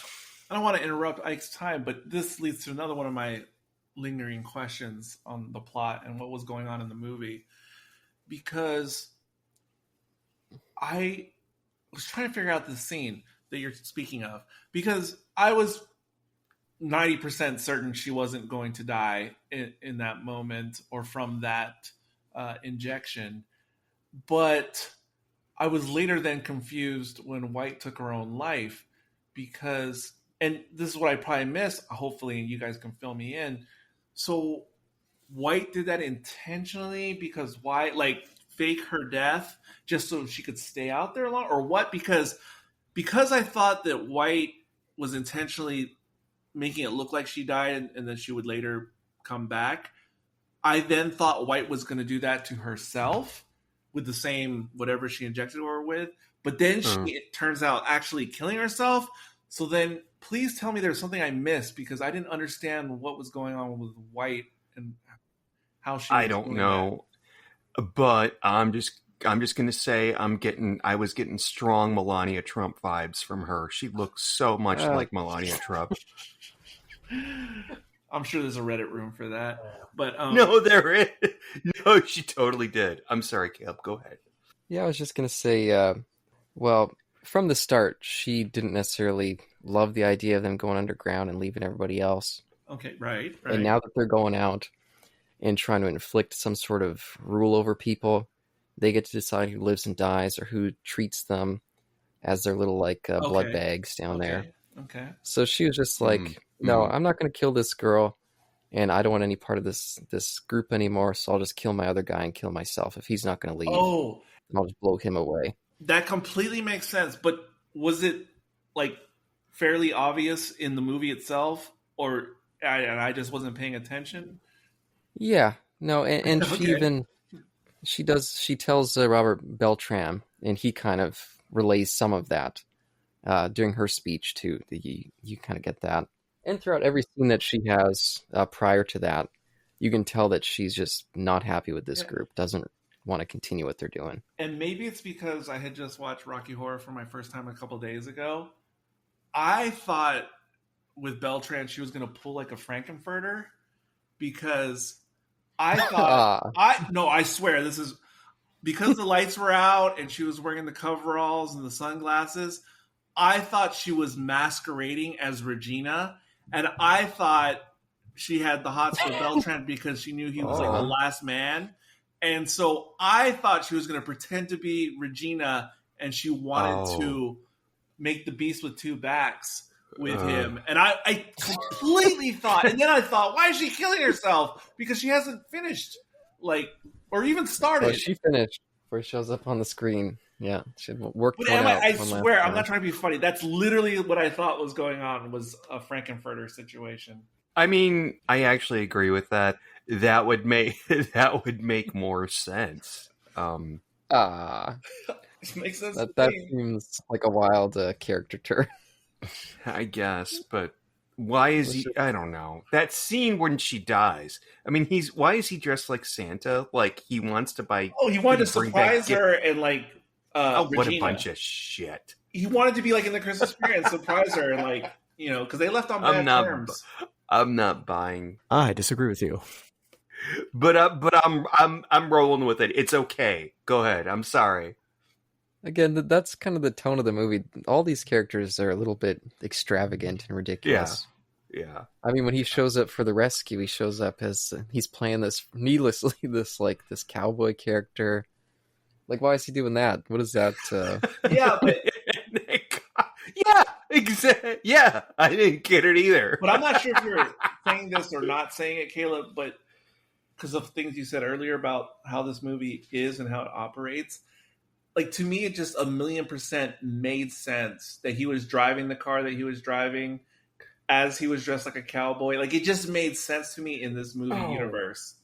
Yeah, like I said, the movie has a touch of not Whimsy? full absurdism, but yeah, you could say whimsy. You could say they're not fully taking the concept serious, or Yeah, they're not doing like a self-aware kind of thing, but they're just having fun with it. Why not just Yeah. throw in him in a Yeah. Santa outfit? right. It is like whimsy light, and I Yeah. love that subgenre of whimsy. I really do. But it is aware of itself. I mean, there's the scene where Doctor, I don't know the character's name. It's Jeffrey Lewis. Yeah. He's interviewing her, and she's like, "I'm cancer. You have cancer? Yeah. No, I'm cancer." Like, Yeah, my Zodiac. like we're in on the joke with her. He's not. Well, no, but I was it's him. still fun. That's kind of what makes it fun. No, but I was it's like, him do you have in that diabetes? Do you have moment. asthma? My reaction was his reaction as I was watching the movie. And by the way, that's Jeffrey Lewis. I just have to repeat that because it's not Tim Conway. He was on Murder, She Wrote, and I was completely wrong about who he was. So I'm making that up for it right now. Speaking of the absurdity spectrum, and especially how it changed over the years from like 80s, 90s, because in the back of my mind, when you talk about this world that's like the real world, but it's not, in my head, I was thinking of things earlier in this discussion, just in the background of my mind. I was thinking of like the world of Edward Scissorhands, or like the world, and we were talking about, or I said something about Beetlejuice earlier in our previous discussion, and then, Rocky Horror, yeah, right. Well, yeah, leave that aside for now. But yeah, that was why I brought up Beetlejuice, and then I was thinking of just now when Caleb was talking about movies that go full absurd or not, because there's a lot of 90s movies that dip their toe in absurdity. And I was thinking about Serial Mom, which we did before, because in my mind, that is another, it's like the real world, but it isn't kind of movie. I know that I'm gonna. So you think it's the real world? No, I'm not saying it's the real world. I'm just gonna say that if you take a movie like that made by John Waters and say, "Oh, this is the weird," it's not. It always, any movie made by him is always weird. Yes, so it's gonna be an outlier. Granted, and that's no harm, no foul with that. But then, so I was thinking about this absurdity spectrum that Caleb was just kind of talking about, and I was thinking, because how I was saying how it just made sense to me that he was wearing the cowboy outfit for this movie at that moment. I was thinking then, if you move the little slider a little bit more to the absurd scale direction, I could see a through line of jumping from this movie to Pee-wee's Big Adventure, because okay, all right, I'll go with that. Is because, absolutely. I will go with that because that has that kind of character in it. I will go with but that. not only that, but it's just Pee-wee's is just the more under the influence version of this type of world where you have no idea what's going to happen next. Like it's a narrative with non sequiturs built in, and just wacky characters who are just like weird, tropey. And then even, a lot of that. If we could replace these ladies with Pee-wee, this might be a really funny movie. And then I love these picks. And like these directors like Tim Burton who like to do this, like Pee-wee has that vibe of, yes, this movie came out in 89 or whatever it was, 88, whatever. But it weirdly has a 50s sensibility, but through a late 80s filter. Absolutely. I will be on board with that. Oh, yes. I finally struck with you guys. And they set up the level of a slight absurdism right from the start with the fact that, the world gets destroyed, everyone gets turned into ash. And these two, I mean, they're pretty nonchalant pretty much right from the start. It's just, okay, I guess this is life now. Let's just have some fun. There's a guy here, but there's not one for both of us. Oh, you're always stealing all the guys. You're not really supposed to try to take it seriously, And there's no explanation for why they're immune to the powder virus. Oh, that was going to be one of my other questions. There is. Is there? When I wasn't paying attention? They explain it with, Isaac, did you like the little Superman call out there? I did. It's during that scene when they really set it up that as long as you're in somewhere that had steel, you're okay. Oh my And god! Oh my god! The reason that the underground people got fucked is they left their vents open.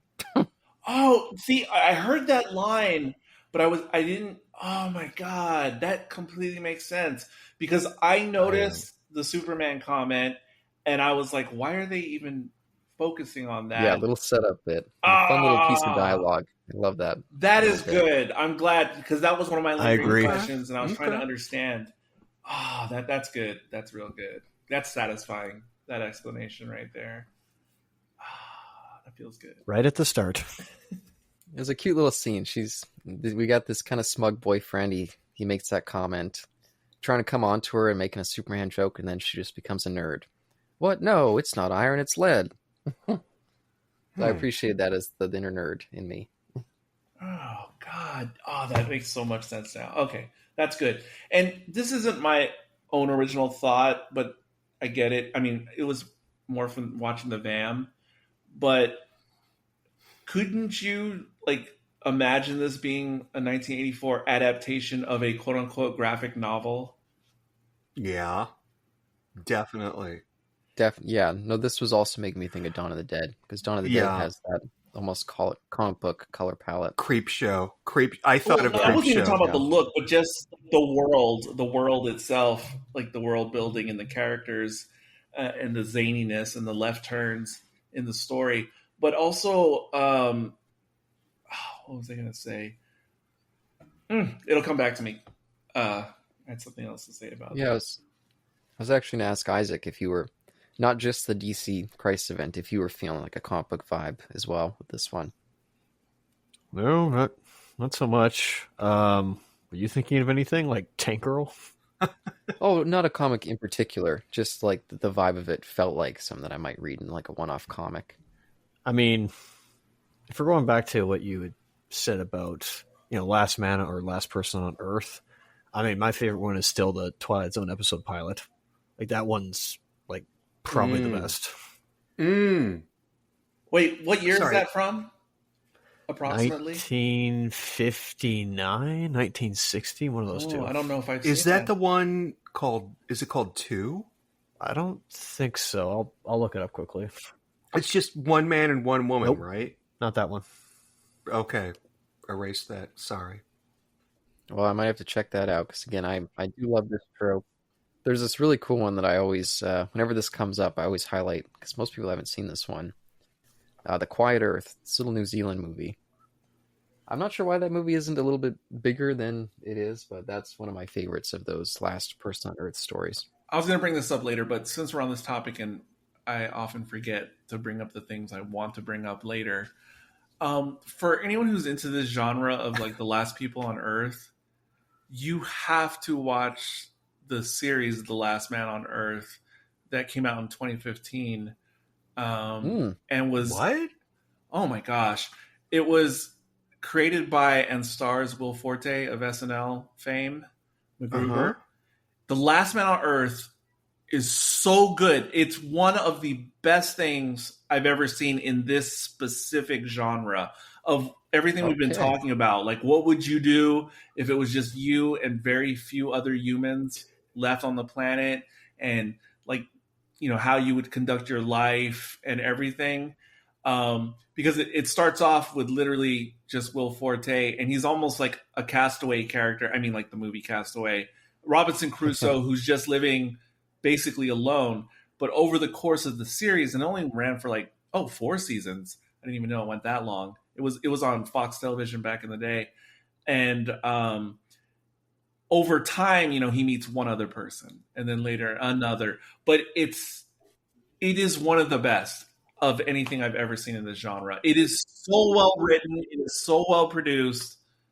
Is that available where exactly? Tell us. In the old day, it's probably on Hulu and or Disney now because it was a 20th Century Fox production, and I shut most down of that those shit. are available on Hulu / Disney / Max sometimes. Okay. I'll just pay $4 to see it at Amazon. Yeah, just do that. But it's really, really good. It is all the things that this genre seems to have. it is like a satire on current times and things like that. I'm gonna look into this. And there's many familiar faces in terms of actors and actresses from the 2010s. It's just like this. If they made a very quality TV version of this premise, that is The Last Man on Earth. Okay.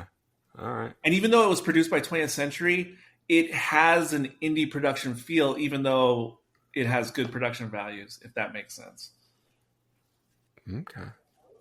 It is on Disney Plus, and the Twilight Zone pilot was called "Where Is Everyone?"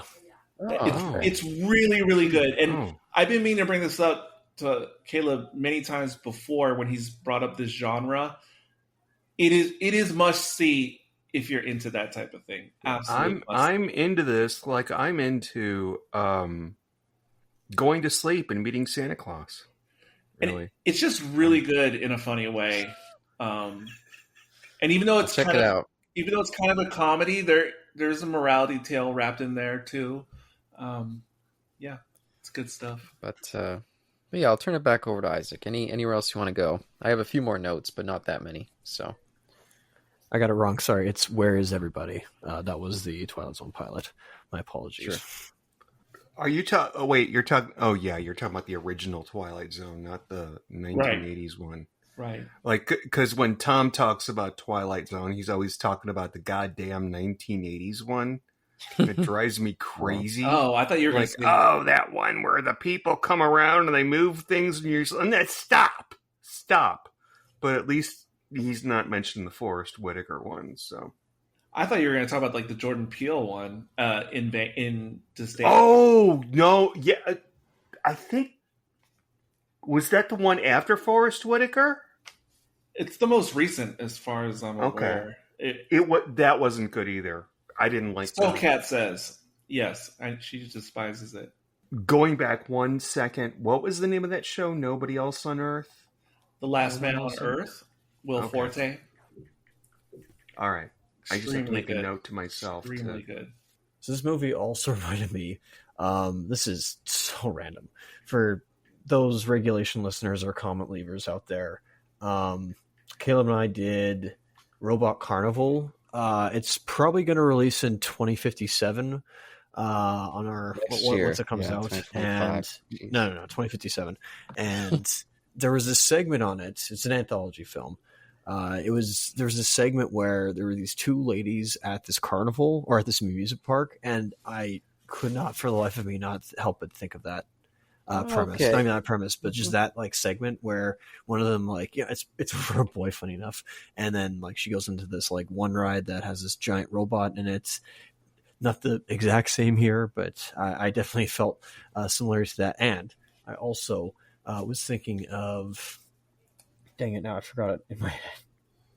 Shoot, come all right, Caleb, you go first. Wait. I want to prompt you, Ike. So I've heard, you and Caleb say many times, including tonight, about how you guys have a thing for like the 80s movies and whatnot. And maybe you guys have told me before, you can remind me, like, what is it about that time period and the movies that really follow the tropes of that, if we call that a genre? Oh, so what is it about that stuff that draws you guys in? And then for you, like, does this really satisfy that expectation, and why this movie? I'll let you go first, Caleb. Well, there's just there's always a particular flavor to different eras. Growing up when we did 80s movies were on TV all the time, so it has a little bit of nostalgia wrapped up to it in that way as well. But yeah, just the music, the look of it. I think this one has a kind of crisp look that some of the other B movies of the 80s don't necessarily have. Maybe it's the recent restoration. I've only ever seen it in this HD format, so I don't know what it looked like beforehand. But like I said, also just taking, because I love the 50s sci-fi, but they always have a little bit of a self-serious edge to them. So I like the fact that these 80s variety of them would take very similar concepts, but just amp up the fun, take themselves a little bit less seriously, but also introduce more gore. So that's why this one serves me. But when you jump to different 80s movies, different types of appeal. I agree wholeheartedly with that. And I think it's also important to note that this was made around the time. Okay, somebody tell me what the year was. 84. But the morning after. The morning after? Right. There's definitely, yes. When you talk about the nuclear stuff, Caleb, that makes me think of... Oh, the day after. Yeah, the morning. The day after? Oh, it's the day after. I'm so sorry. You're right. And Threads, which was worse. Oh, jeez. Yes, it was. Threads is really... We'll get back. Really rough. We'll get back to that in a second because I had a follow-up question, but I wanted to hear Ike's initial response to my query. Oh, I'm sorry. I didn't answer your question, did I? So, for my personal taste on 80s films, they're in a different zeitgeist. They're like a window into a past that I've never experienced, and in a way, different filmmaking than what I would experience now. Because you guys had limitations to your technology. I mean, in that time, it was advanced. Nowadays, it's like, oh wow, hindsight's fit 2020, but like, wow, you guys have like all this cool like technology, and you guys didn't have the internet, and instead, like, this is what you guys all did, and you had all this like bumping scores and soundtracks. It was hold on. When you talk about technology, are you talking about the real world technology of the 80s or the wild technology in 80s movies? Both, a bit of both. Okay. Like technology of filmmaking kind of thing, or? Yeah, I was thinking ordering that at first too. That's what I thought at first. Well, I guess that too, but also like, what actual real world technology you had back then, like the big phones. I was surprised they had like a cell phone. I don't know if it was a cell phone they had, but it was like it had buttons on it, which I know they had that, but I'm like, oh, it's cordless as well. I didn't know that existed. Yes, in the 80s. yes. It looked like our cordless phone that we had in the 90s at my mom's house. Because in the 80s, of course, the technology existed, but we knew only the richest people, like the upper business class, doctors, etc., would have such devices in real life. No regular person did. I do have to comment on that. I think this movie does make a statement near the end. There's this almost superfluous scene where they're taking pictures of each other in some plaza at an office building. And then they don't want to cross the street because the don't walk sign is on. So it kind of felt to me like, guys, you're not living in the real world, but I think they were trying to make a statement here. Does it make sense?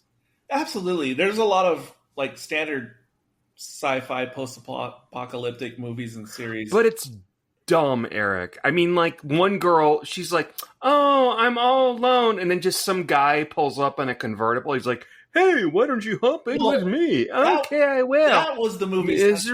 No, that was the movie's sense of humor, that bit. Yeah. Which makes sense. I know. But going back to the concept of let's just pretend like it was... I'm not going to go there with this movie because it's something I've been doing a lot in my movie discussions of the last year plus. But I think there's much more to that in like a story theory, theological sense of why that's important or significant.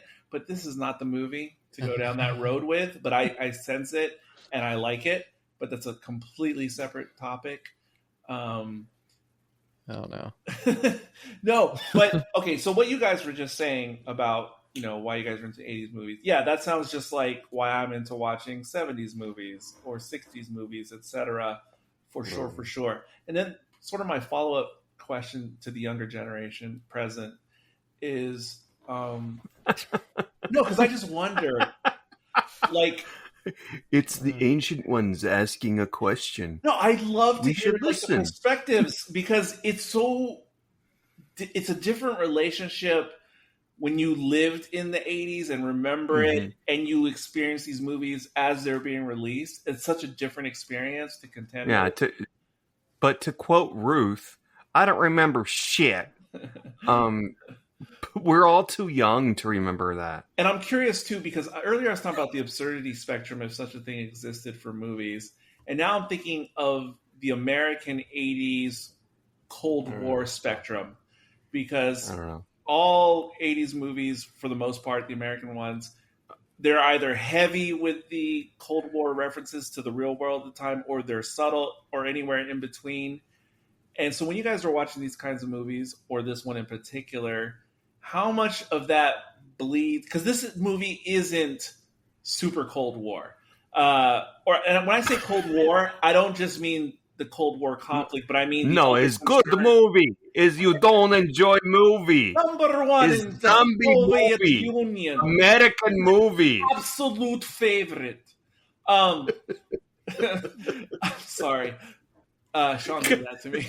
No, but so this movie is, and when I say Cold every War, night. I don't just mean the actual Cold War, but I mean, like Sean mentioned, The Day After, and other things that were ever present on American minds. And Threads. My God, Eric, you have to see Threads. I do. And I'm putting all this under my umbrella of hug your loved ones and watch Threads. So this movie isn't the most Cold War He's not gonna movie watch it. in terms of... He always says that, but I will. So this movie isn't the heaviest. It's not... what's the one with Patrick Swayze? Red Dawn. It's not Red Dawn or Spies Like Us, but Firefox. Yes, my favorite as a youngster. Yes, that is a good one. But I mean, for that genre, Doctor, so to speak. Okay. So this isn't Stripes. the most jingoistic, but still, how does it bleed out to you? And when I also say the Cold War era, I'm also talking about the '80s, American consumerism, etc. I'm all under the umbrella. How much does this movie exude those types of vibes to you guys, whether it's a little, a lot, or in between? Well, again, the movie's got such an edge of absurd quality. It doesn't feel like it's really in any sort of real world. So no, those elements, I don't feel like that have that much of a tie-in. The consumerism, they almost say, is like a joke. The guy's like, we're heading towards this shopping center. Oh, it's just like a pinnacle of American consumerism. Right. Yeah, absolutely. Like such a blatant gag. I mean, that's what Dawn of the Dead was about, was American consumerism. Exactly. And this pumps it up to about 8, I think. I'm not going to say 10 or 11. I'm going to say 8. Well, now you made me think of something in the van with what both of you just said. Because I was going to say earlier, when you guys... like when we were just talking about different elements and characterizations and how this movie is executed, like I don't like Thom Eberhardt, the writer and director of the movie, who has some notable things in his filmography, but it's not an extensive filmography, and not many of his movies are that well known. But I just think this is brilliant. I don't know how he came up with this story and script. And when I say script, I mean also because in the VAM, everyone talks about how the way it was on the page, it was completely written in this tongue-in-cheek type style, which drew the different actors into wanting to be in this. And they talk about in the VAM how initially, like, the studio wanted this to be more a straight horror movie, serious, quote unquote. But the director fought against the studio's suits to retain these elements that he wrote in the script, and that it more leans in that direction in final execution. And I'm just like, how did this guy do this? And they also mentioned the VAM how before production of the movie that Thom actually went out and just interviewed real teenagers, possibly from Southern California, and just was like trying to pick their brains, like, what is it you guys care about? Where do you like to go? What do you think? And you guys talk about that line that is so blatant and obvious when he's like, wow, as if he's like on a Star Trek away mission. Well, young humans, would if we just deduce, they'd probably go to the mall. And it's kind of like a like funny joke, but it's like he's the voice of the boomer in the 80s. Wait, is it the boomer? Yes, the boomer in the 80s who's trying to figure out what are the Gen Xers doing at this time? Okay, this backs up what I said on Facebook earlier today, and then I have nothing else to say about this movie. But I think this movie could use a really good reboot in the style of Shaun of the Dead and in the style of Romy and Michelle's high school reunion. If you did that, I think it would be a big hit. I think it would be great because I don't think they handled it as well as I thought they would. I didn't think it was that funny. I mean, I got it, but I wasn't LOL about it. Is that okay to say? Yeah.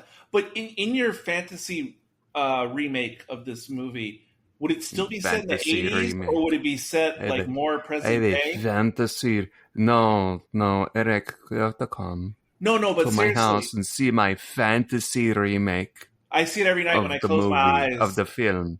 But of the film Night of the Comet. I think you will like it, my fantasy remake. Thank you. You're born with an asshole, Doris. You don't need Chuck. No, but I just want to know in your fantasy Great remake, line. because I think I agree with you wholeheartedly. I just don't know when the remake is set. Is it set in the 80s or more like the 2000s? Well, that's a really good question. It's kind of like the Brady Bunch movie. Should it be set in the 70s or should it be set in current day? Right. I'm gonna say current day. But they're stuck in the 80s. Kind of like the Brady Bunch. Does that make sense? Whoa. I mean, now you're getting high concept. I just can't. Now you're getting high concept satire, dark comedy. I did not mean to be high concept. It's simple. Well, I think that if they want to make another, the world gets influenced or wiped out by a comet, that's one thing. I don't see any need to remake this particular story. Oh, right. I didn't say, yeah. I get it. I meant like, a feel-alike, not a actual remake. Because I think if you set it present day and this premise happens, I think the young people are just all going to die because I don't know. Maybe I'm being biased, Gen X biased. I don't know how they're going to survive on their own without all the current technology, etc. Well, but Isaac, I don't think did you ever answer Eric's question? I can't even fully remember what the question was, but yeah, he had two questions. Yeah. What was that second one you asked? Did you feel any of the 80s in terms of 80s zeitgeist, the bleed through? Because number one, because you guys are obviously of a different generation who wasn't conscious in the decade, but number two, also not being Americans. So is it heavily into the 80s American movie tropes of the world at the time, or is it just kind of like... this feels like a different question than what you're asking me. It feels like a different... I'm just further detailing what my follow-up question was initially. Okay. But did you two see Strange Brew? That was a pretty good film, wasn't it? I'm sorry. I'm doing my Canadian accent. I'm sorry. That's Canadian. I'm sorry, everybody. I thought it was Transylvanian. No, you put the two. Keep going. Isaac. Never mind. Okay, bud. Well, I guess this is the start. I say start. Maybe Fast Times at Ridgemont High. Maybe it was the start of the 80s for films. I'm not exactly sure. If you're talking about teenage movies, and yeah, and that particular 80s distinct vibe. Yeah, it was the coming of Southern California, LA, Valley Girl. Not just for, it kind of, that was the beginning of the virus that infected all the rest of the American states. Kind of started with Fast Times. I suppose so. I guess this is what gives America its look for the 80s. This is clearly, I think if you showed this to somebody now who is obsessed with Stranger Things, it's like, oh, that's where it came from. Yeah, at least similar absolutely vibe. Well, it was, yes, but if you talk about Stranger Things, obviously you have to mention like E.T. and many other things, which in of itself, interestingly, E.T., even though it kind of defined Spielberg in the 80s and other filmmakers that came after. Ironically, E.T. itself was like an homage to 50s types of movies with the boy and his dog situation. And in a way, it was already being retro itself when it came out. Yeah. It was part of that wave of kind of rehabilitating sci-fi because the 70s took it so serious again, but in a different way. Yes. Because the other ones, the 60s and the 50s, it was like we're being super serious, but at the same time, it's like hokey and no one's really taking you serious for the most part. Yes. And so the 70s, it was, now we're ultra serious. Yeah, I think, post original Planet of the Apes. Yeah, 2001 too, but... Well, of course. Elevated and changed what sci-fi was. But I feel like your question was potentially leading to something that you wanted to say. So was there anywhere you were going to go with it, or? No. I wasn't leading to anything else. I was just genuinely curious. Yeah, and I think maybe because of the generational difference, I think that you missed that.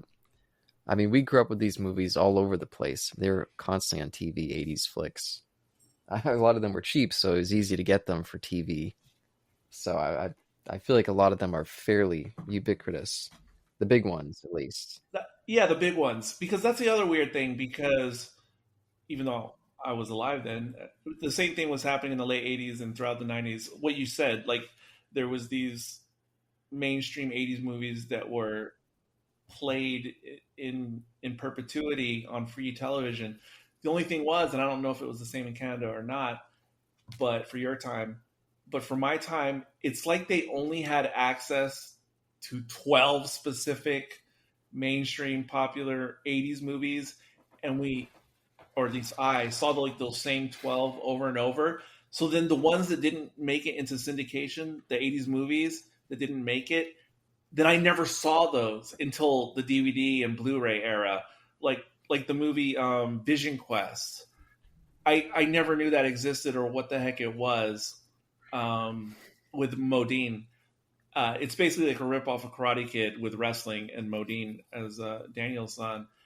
I love that movie, but I only saw it like 3 years ago for the first time because I never knew it existed because it never made it into the syndication world, at least here. So it's always weird to me to discover those ones I never knew. Isaac, were you going to jump in there? I thought I heard you. Yeah, I guess I have a few things to say. I'm really, funny enough, Eric, I don't really explore much of my own country's films from the 80s. Not too much of them. I know Caleb's much more of a big fan of the Cronenberg there. So, I mean, that's not a definition of what defines our country. Or mumblecore. Is that a Canadian thing? I'm not a fan of that. Keep going, Isaac. But I guess in a way, what I liked about this one as well is, I mean, I talk a lot about the toxic 80s fetishization during the new 10s. And to go back to why I enjoy that era, because I do love that era, but in a toxic way, I guess, I don't like how, I guess, just like pop culture as a whole in the new 10s, whether it was my country or America, just all of a sudden was like, yeah, the 80s, and that was it. And so it was nice to actually go back to a film that was set in there, and it was its identity. I'm like, oh, this is raw. This is not taking anything from any other era. This is its own thing. It's, bombastic. I don't know if it's like full on excess, of course. Thankfully, there's no line. It was, Christmas, but no lines of cocaine were done, which is nice. And another thing was, it is a movie about the end of the world, but it wasn't so cynical about it. It was during the times when, you guys did have to like go through, get under your desk, kids. I don't know if you guys did that. No. Okay, that was 50. No, sorry. my parents. No. That definitely happened. No, it didn't happen in the 80s. Yes, that definitely happened. We were scared of it, but we didn't have to go underneath our desks because we knew it would be fucking useless. Not everyone did it, but there are definitely. You went. Wait. Hold on. You went. I'm sorry, everybody. You went underneath your desk as a kid. You're younger than me.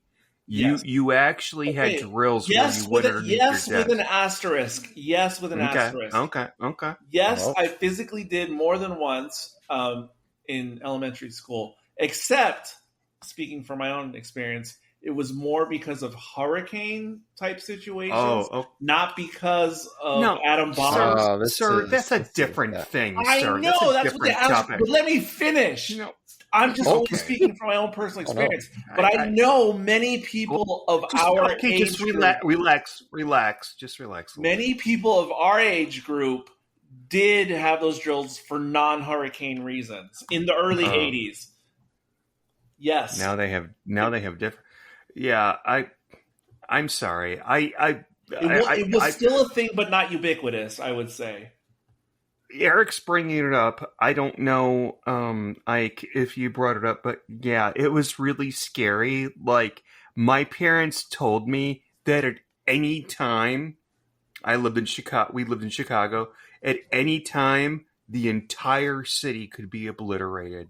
Yep. And you will never know. That's what they fucking told me. And I went to school going back and forth. Like, la, la, la, la, la. Careful on the way to school, son. The bomb might drop. My parents were not Jewish like Sean's.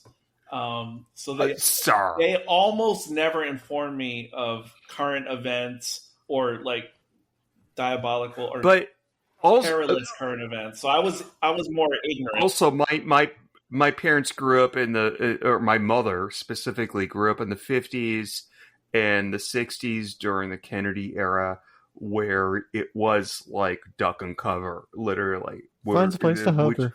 Which isn't going to do shit. Watch the movie Threads. Well, Eric, I was going to say more about this, what we're on, but you just reminded me of another track. Oh, before I go on the other track, when Isaac was talking about, when he was just explaining about his 80s not 80s fetishization, but his anti-80s fetishization of the 2010s. His anti-80s fetishization of the 2010s. Yes. Okay. Tongue twister. I'm gonna write that one. I gotta write that one down. I remember that might be for one the of the show subjects. Notes. I think even that though might I'm not be, gonna. I think that might be one of the subjects that I'm writing it down. Isaac and Caleb were talking about the very first time I spoke to both of them online at the same time. Rock on. Because I remembered that because I think Isaac said something about not liking Stranger Things, and I was just like, "What? I love it." Still don't. I think that was one of the first conversations we ever had, and that's part of why I asked my initial questions about this in the first place.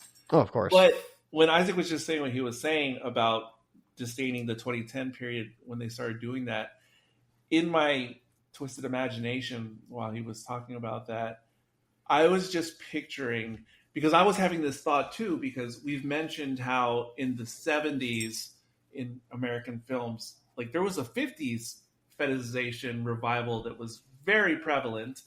And I was just imagining like a scene out of a Woody Allen movie in the late 70s where they would be like in a nighttime bar cafe, and there would be a character that Woody Allen would write into the movie that would be Isaac, like age 28, 30 in 1978. And he would be talking about, I don't know what it is with this 50s fetishization. And like, you know, I really don't like the things you were saying. I imagine there was pseudo intellectuals approximately 30 years old in the late 70s who were probably saying that same thing about the 50s revival that was happening then. Cyclical. To quote the judge from JFK, Mr. Kevin Costner, bottle it up. That's it. I rest on that. But I wanted to pivot into another direction, which Jesus which Christ. has been on my mind since we started this conversation. Another thing I could not think about while watching this movie. Not think about. You're using double negatives now. And speaking of, you know, if they did some type of remake or redo of this scenario in modern times, how could one watch this now seriously and not think about the Fallout series? Myself. He'd never notice if I killed myself.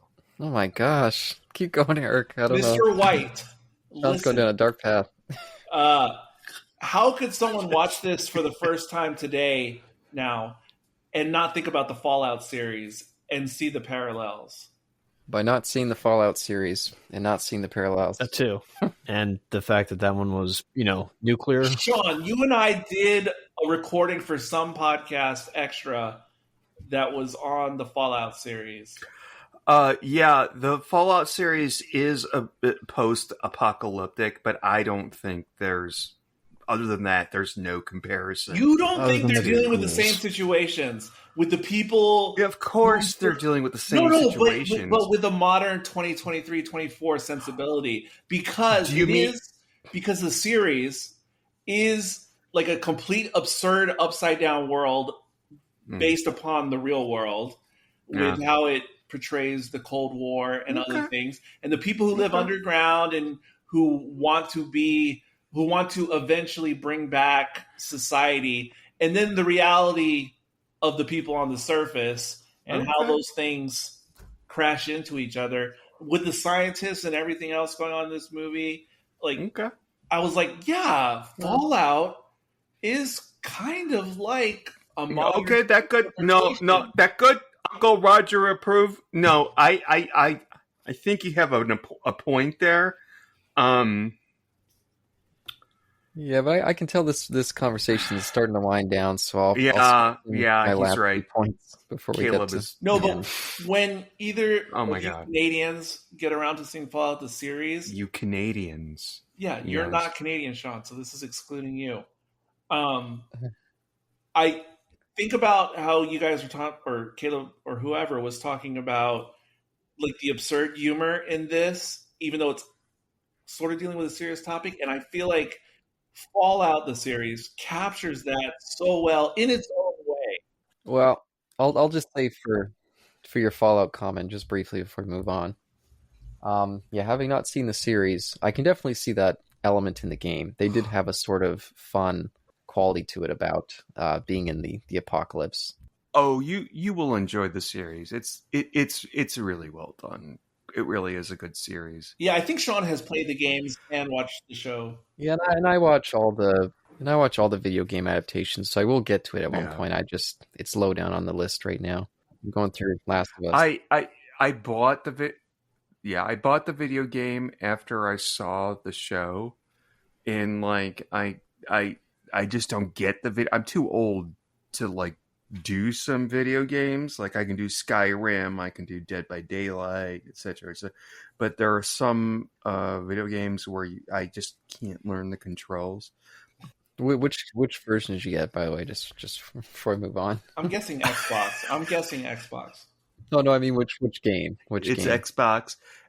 It was Fallout 4. I think it was the latest one. It was already a couple years old. It was the one after Vegas, because I got Vegas and I played that for a little while. Yeah, that's the one I recommend. You're probably talking about 4, but that's not the latest one. But you're probably talking about Fallout 4. Okay. But yeah, really decent game, really good show, recommended. And I know Caleb and Ike, I've talked to you guys about the show before, and I think you were both shutting it down. No, I'm not watching that. No, it's actually I think both good. of you and would Walton, to some degree. Well, what's his fucking name? Walton Goggins. He's pretty awesome. Go ahead. I'm sorry. Oh yeah, he's fantastic. Yeah, at least for me, like I said, I do intend to watch, because I've had a long running at this point. I think 2018 is when I started it.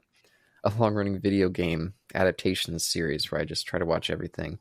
It's on my list. It's quite far away from where I am, so I will get to it eventually. Just you're still going through Resident Evil 8. So where'd you want to go to kind of wind down, Caleb? A couple last little bits of points. I mentioned at least one line of dialogue that I liked with the asshole line, and then Sam gets punched and Doris slaps her, and then she slaps her back and gets punched. I think there's lots of little fun pieces of dialogue throughout, that. Yes, absolutely.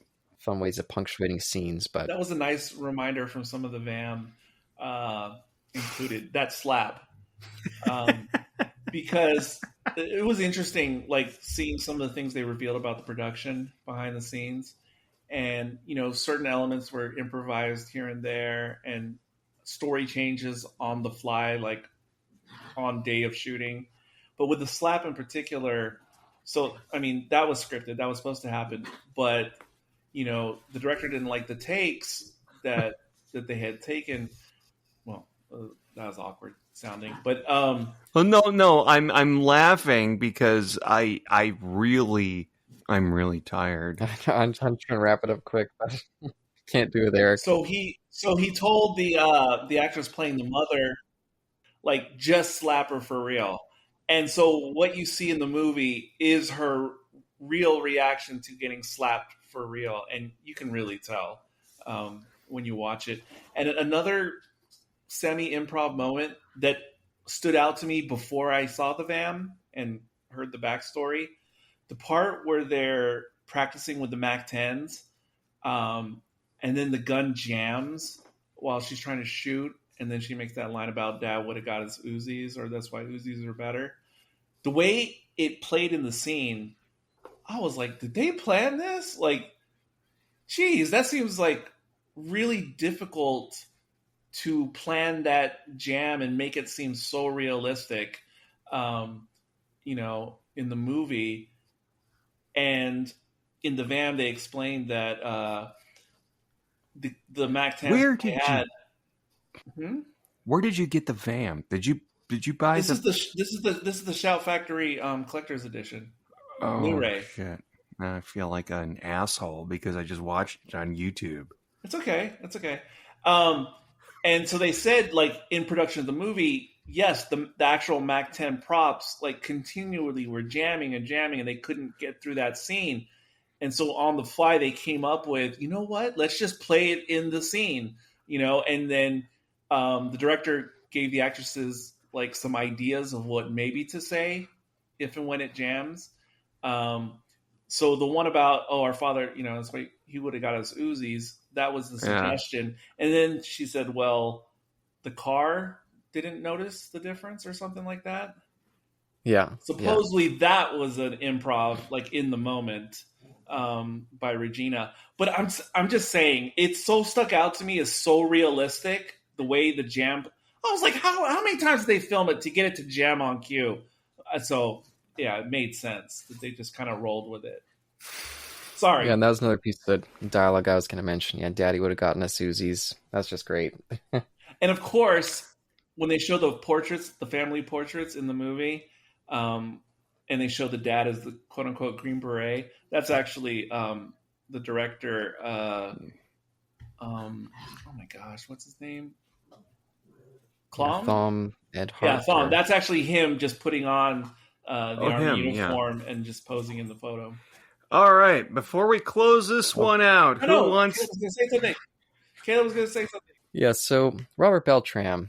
Yeah, this guy, of course, growing up when I did Voyager, was the new Star Trek for me as a kid. That was the first one. Not new as in the new one coming out. That was just the one that I was getting into. Can I just say... week to week. Oh, I'm sorry, I'm interrupting here, but I was never into that show, but I realized who he was, and I kind of had a crush on him when he was older, like when he was on the show, but not when he was in this movie. Continue, I'm sorry.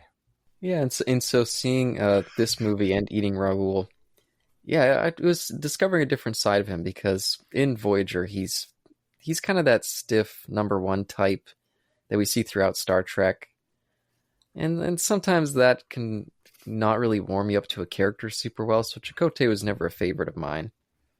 But in these two movies, I think he's just a lot of fun. And I think his chemistry with Reg, I think that the romance there, I think it's cute. I don't know. I thought they had some good dialogue too. I agree with you on what you just said as it pertains to the movie. But you reminded me of the actor, forgive me, I don't know his name, the one who played the father, like in the beginning of Fear the Walking Dead series, because the actor who I think is Maori, I think he is in real life, and he played the mocap for the other chief in The Way of Water, same actor. But in Fear the Walking Dead, to me, because before that series, he tended to play serious roles, or let's just say he played a lot of Middle Eastern terrorist types. And I thought that's how I felt watching him in Fear the Walking Dead. Like, oh, it's nice to see him play like a more everyman. Wait, I'm so sorry. I'm so sorry, Eric. Who did he play in Fear the Walking Dead? I've only seen the first 2 seasons. Yeah, but he was the father of the family, the main family in the show. He died in the first. He died in the first season, I think. This isn't Robert Beltran you're talking about, right? This is It's not Curtis. It's not Beltran, but the way you just spoke of Beltran and how you like seeing him play a different type of role, that's how I felt about the other actor when he was in Fear the Walking Dead. Like, it was nice to see him not be typecast the way he was for his other roles. Well, let's stay on target. We're trying to finish this up quick. Okay. I'm going off on random things. Caleb? Isaac? Oh, go ahead. It was the Fire Lord himself, Cliff Curtis. Oh, okay. Well, I was actually going to go to you next, Yes, Isaac. thank you. Okay. Yeah, I did have one last thing, but I wanted to make sure that Isaac got a chance to say any loose threads that he had. Let's see. I guess I forgot what I was going to say beforehand anyways. But with this one, yeah, one more thing this reminded me of. Again, I've been really leaving Easter eggs, or at least, setting it up for Caleb one day when I finally show it to him, and he'll be pretty unimpressed. But this movie, once again, reminded me of another piece of anime from the 80s, and that is Project A-ko, at least with how the two ladies interact. Other than that, Fallout, that's right. Well, I'm blacklisting Bethesda as a studio because, go muck yourselves. Maybe not all the developers, of course, and all the animators and programmers. My apologies, but just the studio itself, yeah, go away.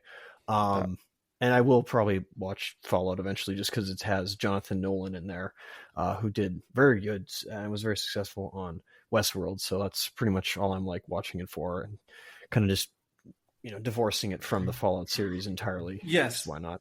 Absolutely, but I think that's a good reason. I mean, for the Nolan connection.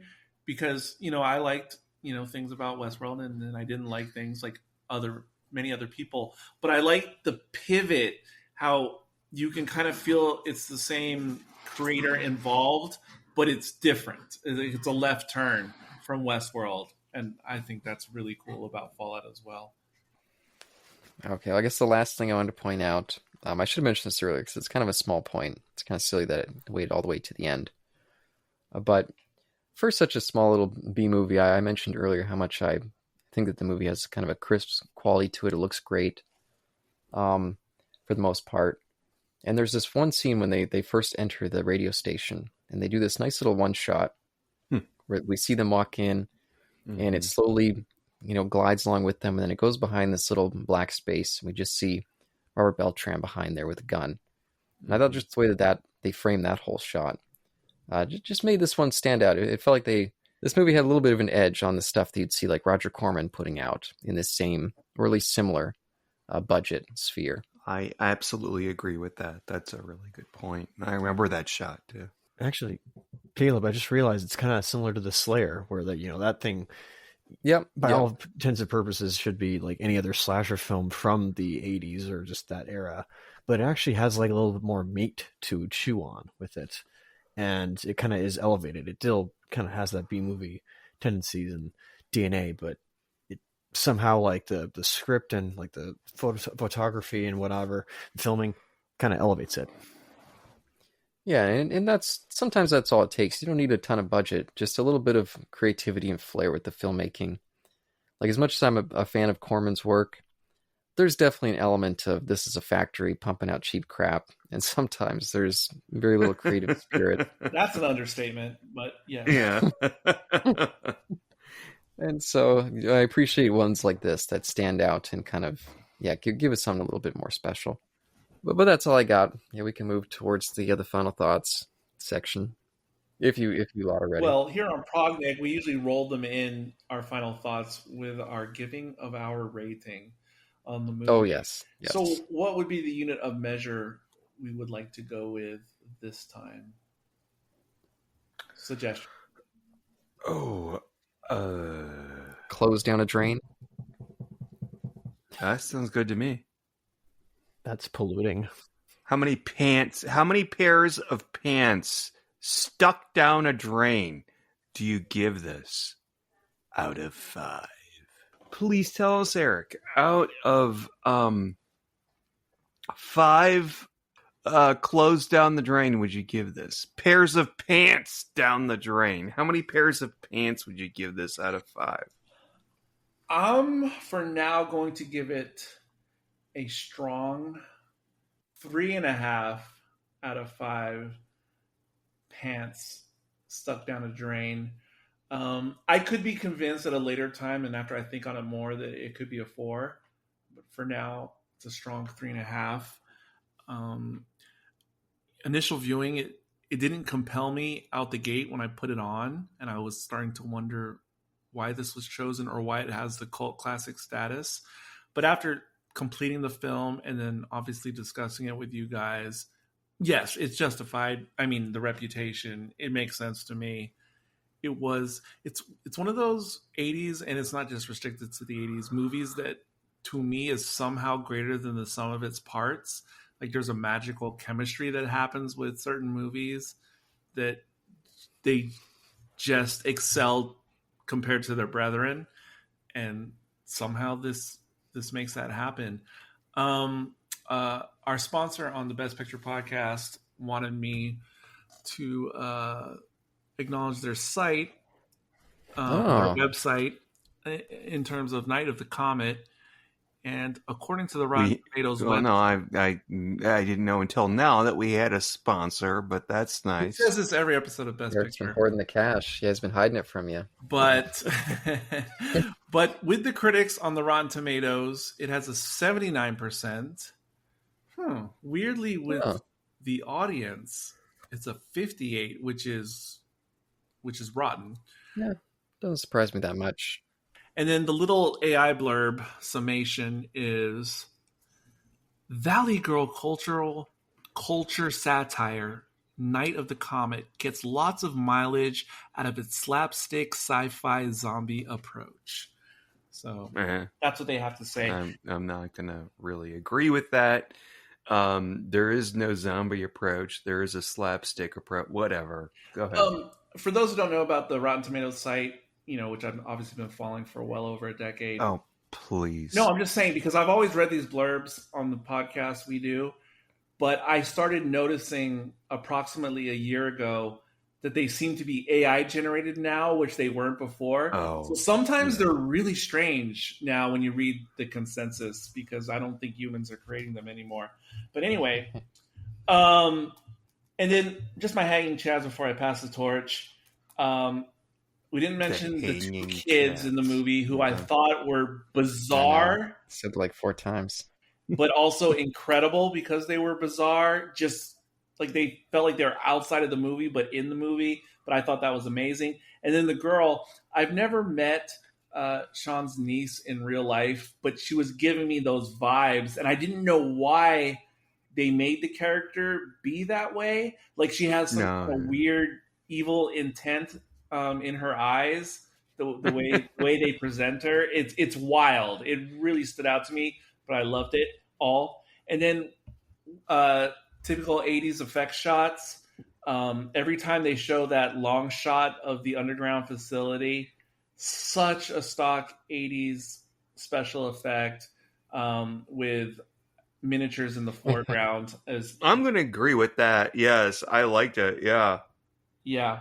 And just because I literally watched Maxine for my first time right after watching Night of the Comet, I just have to say, I do love how obviously Ty West captured, I think that movie is set in 85. And I was just like, man, it just feels like every movie I watch in recent weeks, like it has something to do with the movie before that I watched. And yeah, there you go. I rest. And how about we go to Sean next? I thought you said you rested, sir. Sean next. No, okay, fine. I'm going to give this 3.5. I thought it was a lot of fun. I agree with most of what Eric said, actually. Lousy zombie movie. Really bad. Did not like it as a zombie movie aficionado. Nevertheless, There were lots of great moments in this, and I think that's why it took me like two watches. I said 3 earlier, but the first one was like 20 years ago.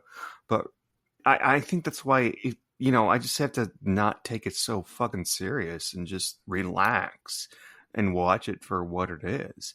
And for what it is, it's great. So I'll give it a 3.5, just like Eric. Yeah, that's all I have. Who's next? Oh, I get to choose who's next. Ike, you go next. Go. I guess out of, what is it? out of 5 pants going down a drain. I'll give this a 4.5 out of 5. Because I don't come from or didn't know about this film being a, air quotes again, zombie film. I had no problem adjusting to the absurdity and satirical nature of it and just having a good time, and an alternative to, again, the doom and gloom of it's the 80s and there's nuclear fallout or Holocaust about to happen from the Cold War. It kind of was just, it's not Dr. Strangelove by any means. Like, that's very, it's comedy, of course, like very like heavy comedy, but still trying to be optimistic. This was just like so much fun. I had a smile on my face every time I saw those 2 sisters, and that's pretty much what makes the movie for me. I just want to see more of these characters, but I won't. But that's why I'll come back to it at a later date. Caleb, your final thoughts over Night of the Comet. Oh yeah, definitely agree. I would give it a 4. I think that just hanging out with these characters is fun. Being in this world, I love the red sky. I think that looks great. And just overall, it's got a fun vibe. The only weakness I would say is maybe that 15-minute stretch of hanging out in that underground bunker.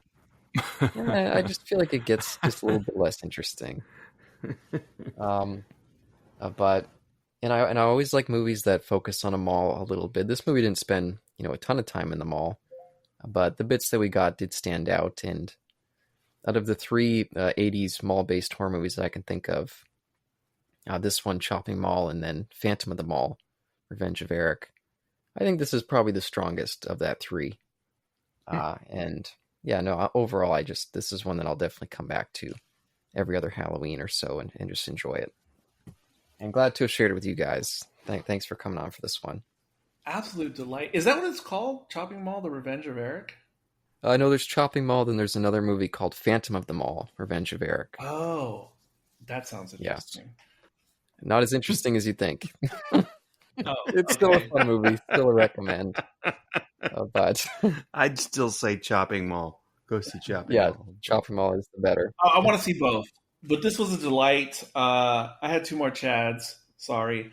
But I wanted to say that Kelly Maroney, who plays Samantha, the whole time she reminded me of like Michelle Williams, the actress, if she was like in the 80s.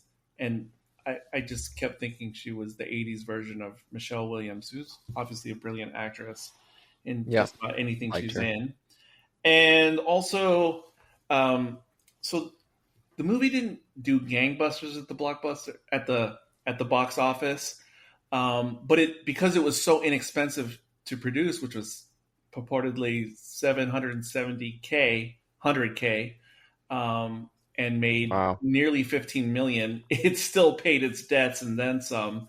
But that being said, supposedly they say in the VAM, like one of the reasons why it didn't catch on with people at the time was because people were expecting a serious horror movie and got this instead. And I watched the original trailer. Oh my gosh. Yes, the trailer 100% looks like an interesting, serious, dark horror movie. 100%. And it completely misrepresents the actual movie. So I could just imagine feeling the bait and switch in 84 and being angry. Because I was almost like, I love this movie, but I want to see that movie, the one that's in the trailer as well, because it looks really interesting in a more traditional horror sense. But there we go. Yeah, this was surprisingly enjoyable to watch and then discuss. And I definitely look forward to the next Novice Elitist ProgNeg or whatever it is produce next, because we've had a bunch of these hybrid experiences lately, and I'm all for it. So, closing out the show today, this is Eric. This is Sean. This is Caleb.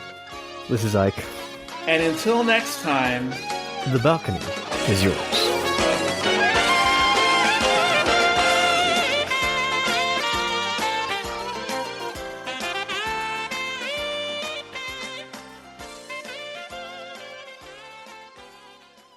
Prognosis negative.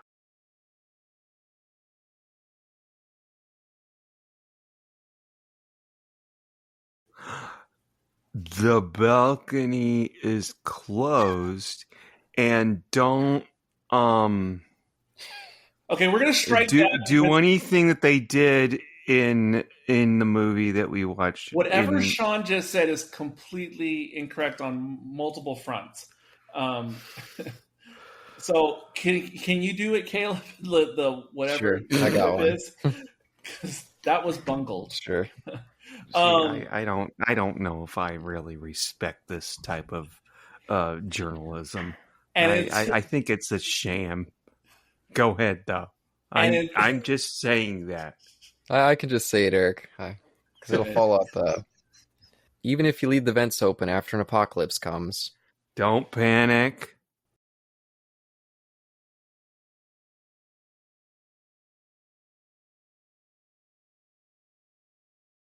Oh, and I guess you could do a little interview for Isaac, asking about, because I think you usually do that or Ike, I guess. I don't know what's going on there. I think you usually do that with new people on the show.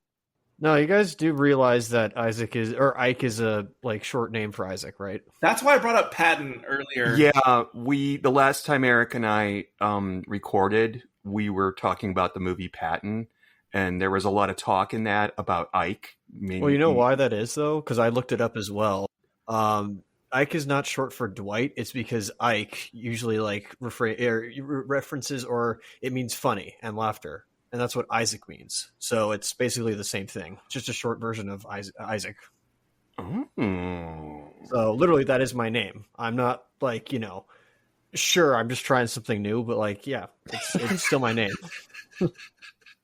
I'm trying something new. It's no big deal. It's like me. It's like when a porn actor changes studios and they change their name. Trying something still my new. Name, it's though. Not like that. Hey, when I was a freshman in college, picking on you. I was trying to get Easy E to catch on. Did it work? We've all done it. No, Esco, my baby Esco. Yeah, up in here, my Esco. Yeah. Caleb, you don't care, but you remember how there was that one, was it like Marvel? Not CEO. He's not CEO, but he was like one of the guys who was like in charge of Marvel. Ike Perlmutter. Guess what his first name is? Yes, I remember Ike. I remember his first name was oh shit, what are they called? What are they called? The team that he was always trying to get to the screen. Oh, the Inhumans. The Inhumans, that's what I was... Oh! But yes, I remember Ike Perlmutter, yeah. Okay, so, back to the podcast. Of course.